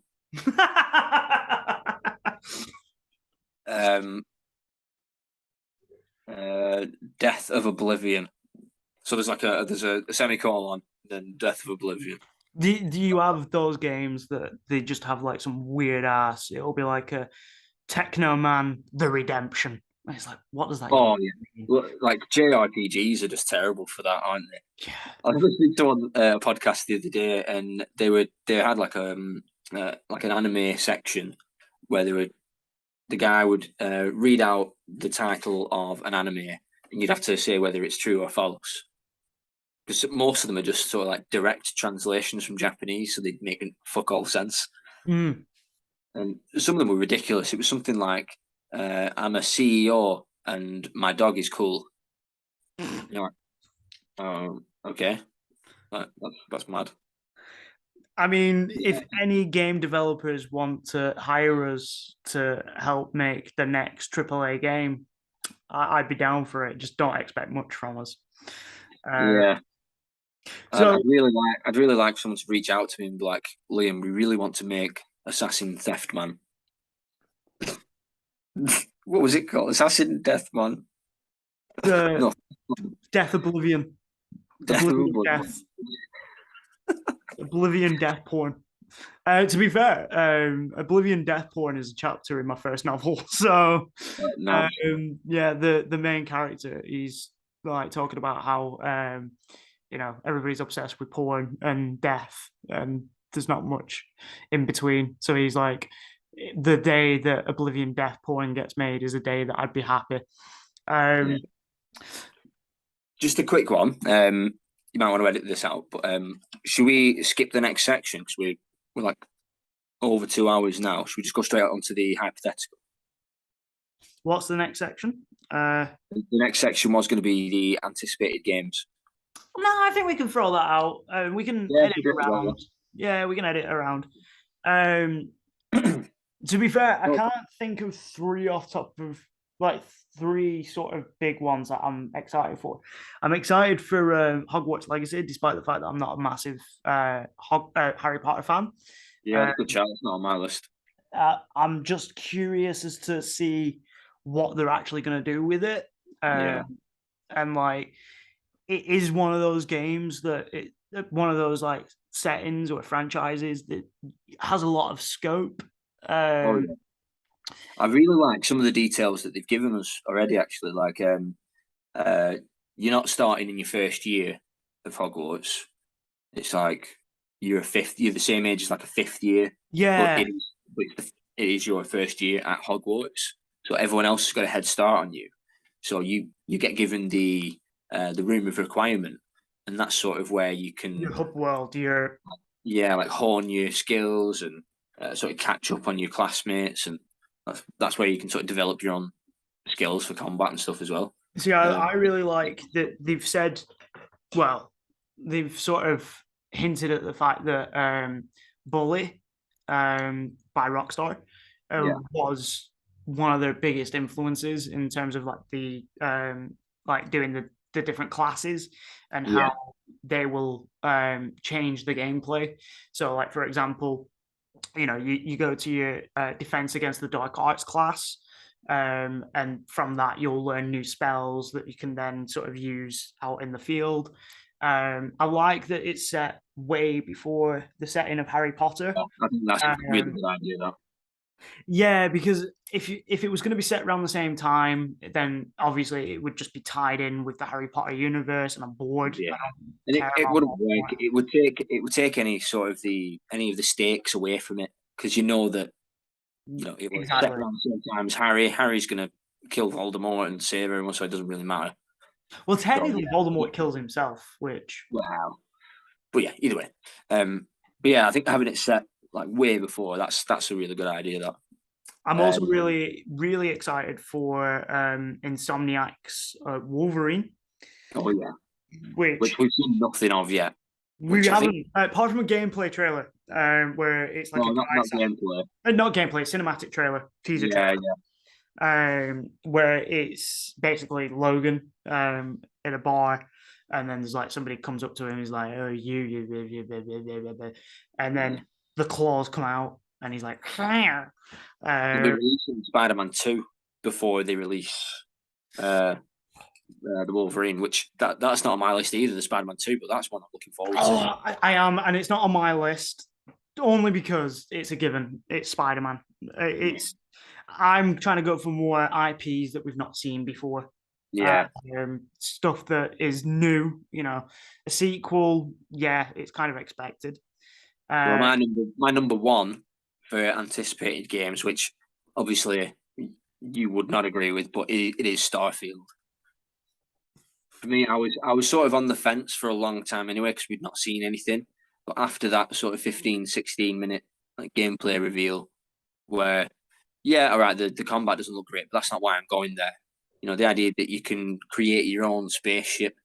You can land. There's over 1,000 planets you can land on. You can land on them wherever you want. Just things like that speak to me as a sci-fi fan. I can't wait for that. I think my issue with Starfield is that it was announced back in like 2011 or something like that, and they've been working on it for so long. And compared to my expectation, what I've seen in terms of trailers, because I have watched a few of the trailers, I don't think I've watched the full 15-minute thing, but what I've seen and what I've heard them talk about in terms of the game, I'm just a bit disappointed. And honestly, if they're able to do it where there's like over 1,000 worlds for you to land on and everything like that, and there's still a coherent story there, fair dues. Is that going to be the case? I doubt it. I think that it's going to be. Why do you doubt that? Because Bethesda are really good at that. One of the best, even. Yeah, but they've always had a sort of linear structure in terms of this is your map, this is what you get to discover. Like this is the. I don't see how they're going to be able to have over 1,000 different worlds that you can explore and still have a sort of coherent sort So of. I might be able to alleviate that stress for you. Go on then. So one of the things that they mentioned was that on on main planets there'll be like a town or a city or whatever. I think they said there's 4 like major cities, where that's where the the majority of your story beats will be. That'll be where you'll be meeting the characters and stuff. What they're saying is that, like, say if you're not in one of these cities and you decide to land on, say, on the same planet but on the other side of the planet, like those bits will be sort of procedurally generated. So they're sort of doing it like half and half. So they're going to have like bespoke built stuff for the story, which they reckon is going to be sort of between 30 and 40 hours. And then you've got all this extra stuff on top, which you don't have to do. Like, No. It's one of those. It's like they're saying, you go about the game how you want to.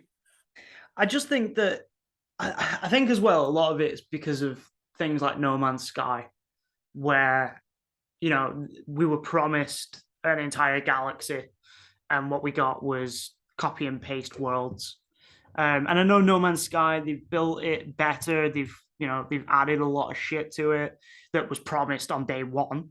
But I just think for Bethesda, it's potentially just a little bit too ambitious, and I think they do better with creating they would have been better just creating one, say, big planet that you could explore the whole of this planet and like maybe like its moons and like neighboring planets. But the fact that they've gone for like, there's 1,000 different worlds that you can explore and stuff. I don't know. I just get the sense that it's going to be a bit samey, a bit boring. There's going to be the same sort of like enemy types on each of these different planets, which doesn't make a whole lot of sense. Have you played Outer Worlds? Yes. That was one of my biggest bugbears about that game, was the fact that you had all these different planets that you could go to, but they were always the same enemy types on each of the planets, which that doesn't really make a whole lot of sense if you think. Yeah, but we've no reason to think that that's going to be the case. Well, it's one of those, like, and if you look at their previous games, like Skyrim, Fallout 4, like the enemy variation on those, I think is pretty good.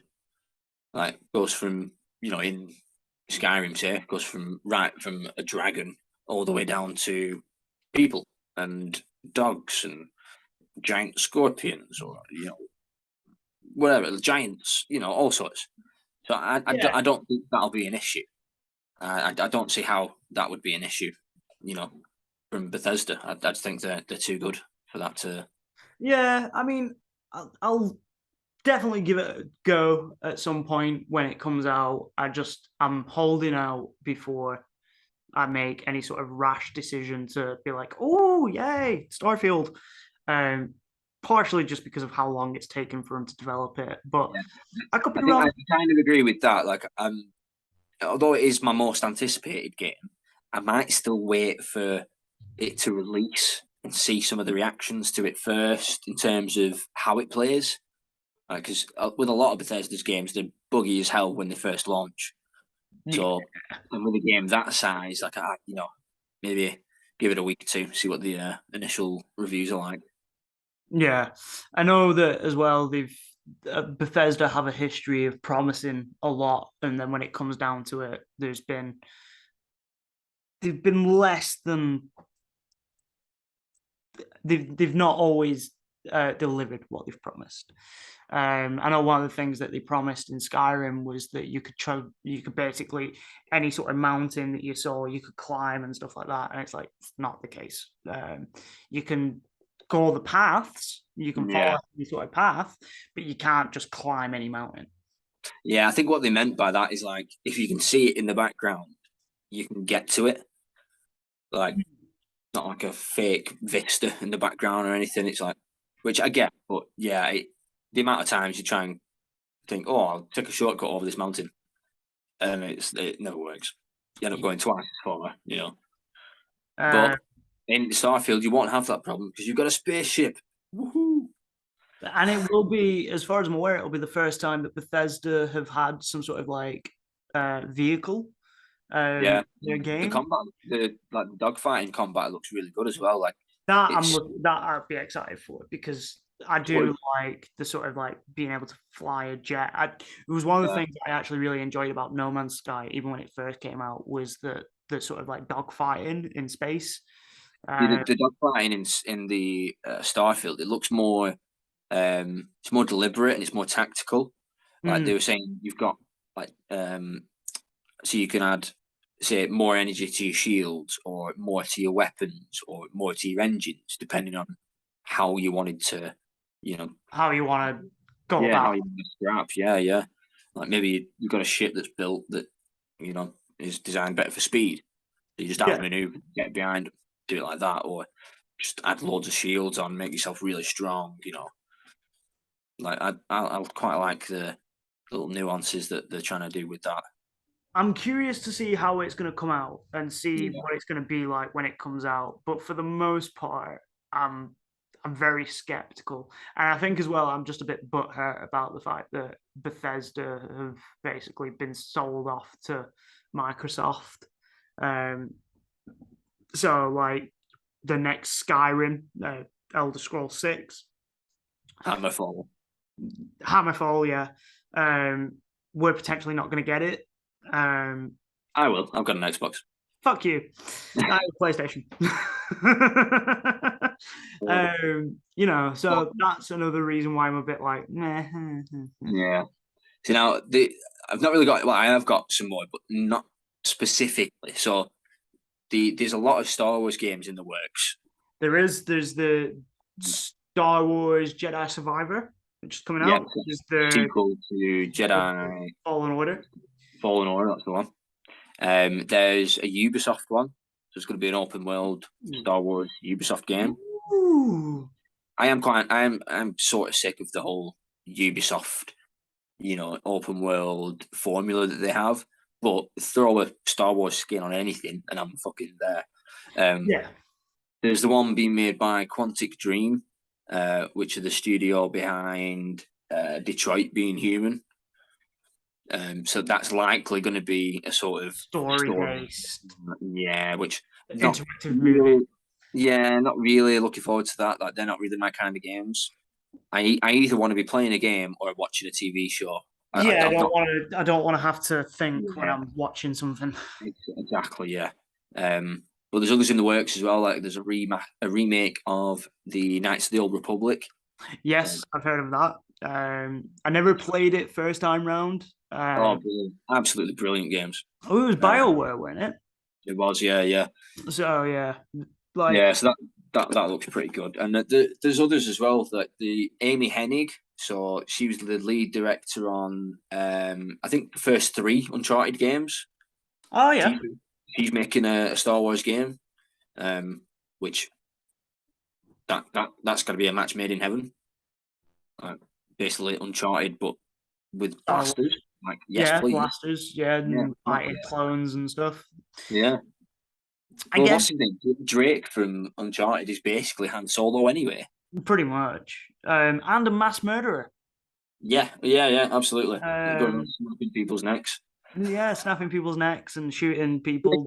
You know, they're just paid. They're just, you know, doing their job of standing around an old temple. They've got kids, for fuck's sake. Yeah, I know. Fucking asshole. He makes Joel look like a nice guy.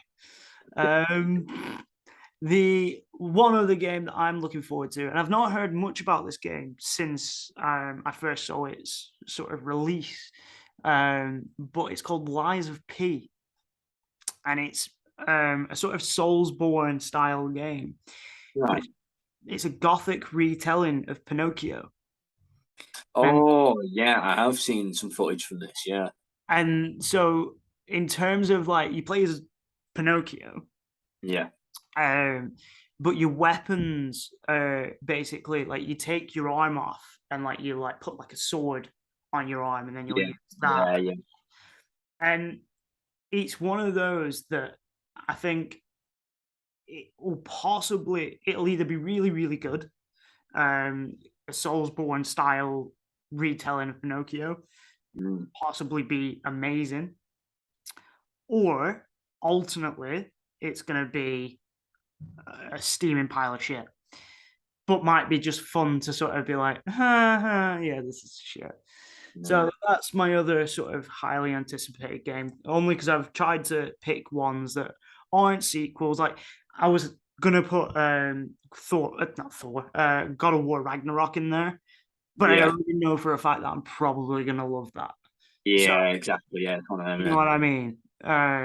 One more special mention from me. I'm going to go for the Suicide Squad game. Yes. It does look fun. I've seen a little bit of gameplay from that, and that just looks like, like bombastic colors and just being able to play as King Shark and eat people. Yeah. I'm so fucking there for that. Because like it's Captain Boomerang, Deadshot, Harley Quinn, and King Shark, yeah. And like each one's gonna have their own sort of like combat style. And traversal skills, and yeah. It's gonna, if I remember rightly, it's gonna have a co-op play mode, but it's not necessarily needed.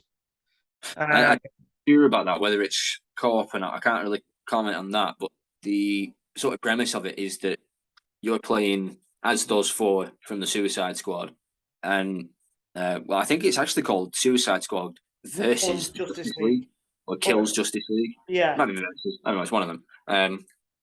And yeah, from the trailer or the gameplay that we've seen, they were going up against Flash. I don't know if that's the first one you go up against, or whether you'll be fighting Superman or Batman, or God knows. But I like where they might be able to go with that. Like the potential is definitely there.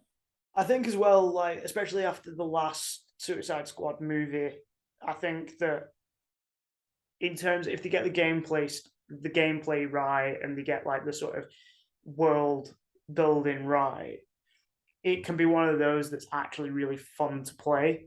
Yeah. And like I like that, they're doing the where each character has their own sort of unique set of skills that you can use to sort of like traverse the combat field and whatever. And like King Shark's going to be like your brute, Deadshot's going to be your sort of like just shoot anything that moves. I'm not 100% sure what how Harley Quinn and Captain Boomerang's. Yeah, so Harley Quinn, she's melee. she's got a baseball bat and like a shotgun or something, and she gets around with a grappling hook. Yeah. And the Captain Boomerang, he basically obviously throws boomerangs that like come back to him. You can chain them together, hit multiple targets, but you can also throw a boomerang and teleport to its position. Oh, okay. It's pretty cool. Like in the gameplay, he shows it like throws it up. Like he's on the street and he throws it up to a bridge, and then like pops up onto the bridge and starts wasting people. I think it'll be good, and it's from Rocksteady, who've got a pretty. They're a Scottish company. No, I didn't know that. They're a Scottish company. They're based up in Edinburgh. All right, cool. They've got a brilliant track record, especially with the Batman Arkham series. I don't really know anything else they've done aside from the Arkham series, but the Arkham series is phenomenal. It's such the best Batman game there ever has been. I can't think of any other Batman game that comes close to what they've managed to achieve. Not even close, no. But yeah, so that's. Oh yeah, right, sweet. So as always, then I'm gonna finish on a hypothetical, and of course I'm in charge of the script this week, so I've come up with this week's hypothetical.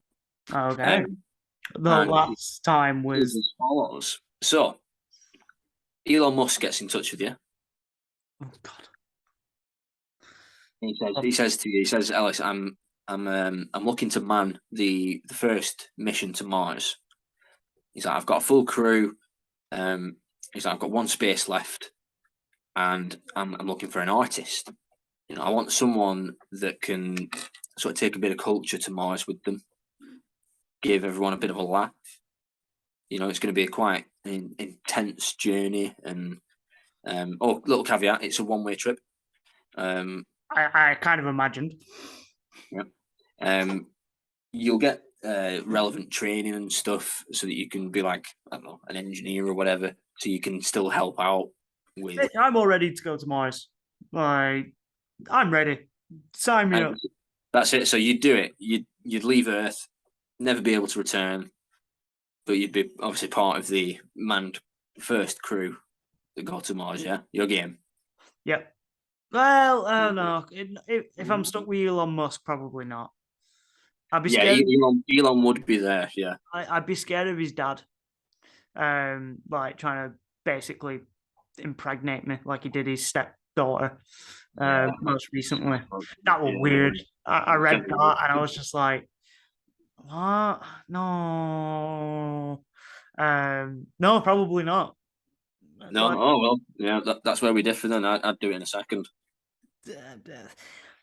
If it wasn't Elon Musk, if it was like, say, Stephen Hawking, I mean, he's dead, but like somebody else, then maybe Neil deGrasse Tyson. Oh yeah, then sign me up all the way. I'd Really? Yeah. He kind of annoys me. I quite like Elon. No, see, I'm the opposite. I think he's a bit of a douche. He has his moments where he can be quite enlightened, but then he has this arrogance about him that on a one-way trip. Everyone's got the right to be arrogant.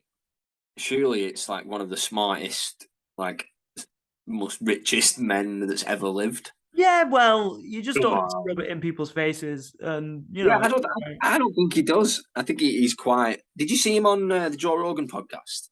No, like he was quite down to earth on that. Like he just seems like a normal, not a normal guy because he's not normal. But, he's you would expect someone like him, like similar to say Bill Gates. You'd expect him to be kind of like dorky and not very good socially, whereas he is. He's quite funny. He's quite a charming man. I know, but I'm just like, me, I'm not a big fan of big corporate billionaires that have more fucking sense. And like, all that money that he's spending on going to Mars, he could probably fix a lot of the Earth's problems in like. He touches on that in the Joe Rogan podcast. He actually says he's like, there's so much more that he would be doing if he could, but like governments and stuff just stand in his way. And like one of the things he's doing in LA at the moment is he's building tunnels. So he's trying to alleviate traffic. He's like, the best way to do it is to build tunnels. He's like, and you can go as far down as you want. It's like you could build 100 levels of tunnels. It's like, and building a tunnel, and being in a tunnel is the safest place to be during an earthquake, apparently. Which makes no sense to me in my head, but Elon Musk said it, so it must be true. Must it be true? Dude's not wrong about stuff like that. He recently said that he's a physicist, and he knows that shit. He recently said that Twitter's 90% bots. I'm pretty certain it's not. It's just 90% twats that are on Twitter. He was saying that because he was saying one day like he wanted to know the bots like data before he bought it, and then Twitter were like, "No, we're not going to tell you the bot data." He's like, "Fine, I won't buy you then." And now Twitter are like trying to sue him. Well, basically trying to force him to buy them in court. Is that? But now that means that they've got to release the bot data in court. So he's like, well, it works out for him. I don't know. I just think that I mean, I'd rather go to space with Elon Musk than Jeffrey Bezos. Oh yeah, 100%. Like, if it was a choice between Jeffrey Bezos and Elon Musk. All right, cool. But so basically, I'd be going to Mars and you wouldn't. I would stay on the Earth and just get nuked like the rest of humanity. Well, at least when I'm, on going on a mission to Mars, you could say to your mates, like, I know him. Yeah. One of the astronauts, I know him. That guy that's taking his acoustic guitar up into Mars, I know him. The only thing I'd ask you to do is, can you at least just give him a punch for me, and just that way I can be like, my friend punched Elon Musk in the face. I'll send you a picture. I'll get a selfie with him, like, you bastard. Yeah. Make your cars more affordable. What was he actually famous for originally? Was it PayPal? Yeah. Was it? Yeah, I think it was PayPal. And then did he sell PayPal? Yeah, he sold it for like a record amount, which is like what he got billions, and then he bought into Tesla. But they weren't called Tesla at the time. Then, in fact, I saw a story the other day where he had to basically, a guy already owned the name Tesla. Was it so? Tesla? No. So Elon Musk sent some, like he said, he sent his nicest employee to basically camp outside this guy's house and just keep offering him money for the name until he finally agreed. I think it cost him like 75 grand or something for the name Tesla. But now it's worth billions, so it's crazy. Out of the two, out of Jeff Bezos and Elon Musk, I would go for Elon Musk, but as a general rule, to be fair, if you line them all up, like Bill Gates, Mark Zuckerberg, Jeff Bezos, Elon Musk, it's still Elon Musk. Nah, I think Bill Gates, he does a lot for charity. He's done a lot for sort of medical research and stuff. Jeff Bezos is just a slave master who's basically made his fortune off the backs of many a poor worker. Mark Zuckerberg's a fucking asshole who's a robot. Yeah, he's basically an alien that's invaded the political system and made it so murky that nobody can see where it's going. So yeah, out of the four, there's two of them that I don't mind. Yeah. And on that, there we go. That's another episode, and hopefully this one will be fine, and we won't lose hours of content because of a dumb shit person like me. But yeah, that's been the NOTSTEAM podcast, Untitled. Again, we need to figure out a title for the podcast. Maybe we can get some people to comment underneath if you like it. Yeah. I'm not really good at selling myself. We'll keep doing this until we get told we get a cease and desist letter for offending people like Amber Heard. But yeah, use the podcast that I keep stealing my ideas from. Yeah. Eventually, we'll get probably like letters being like, "Stop, just stop." But yeah, that's been another NOTSTEAM podcast. Thank you very much for listening, and we'll see you when we see you. Yep. Bye-bye. Bye. I'm gonna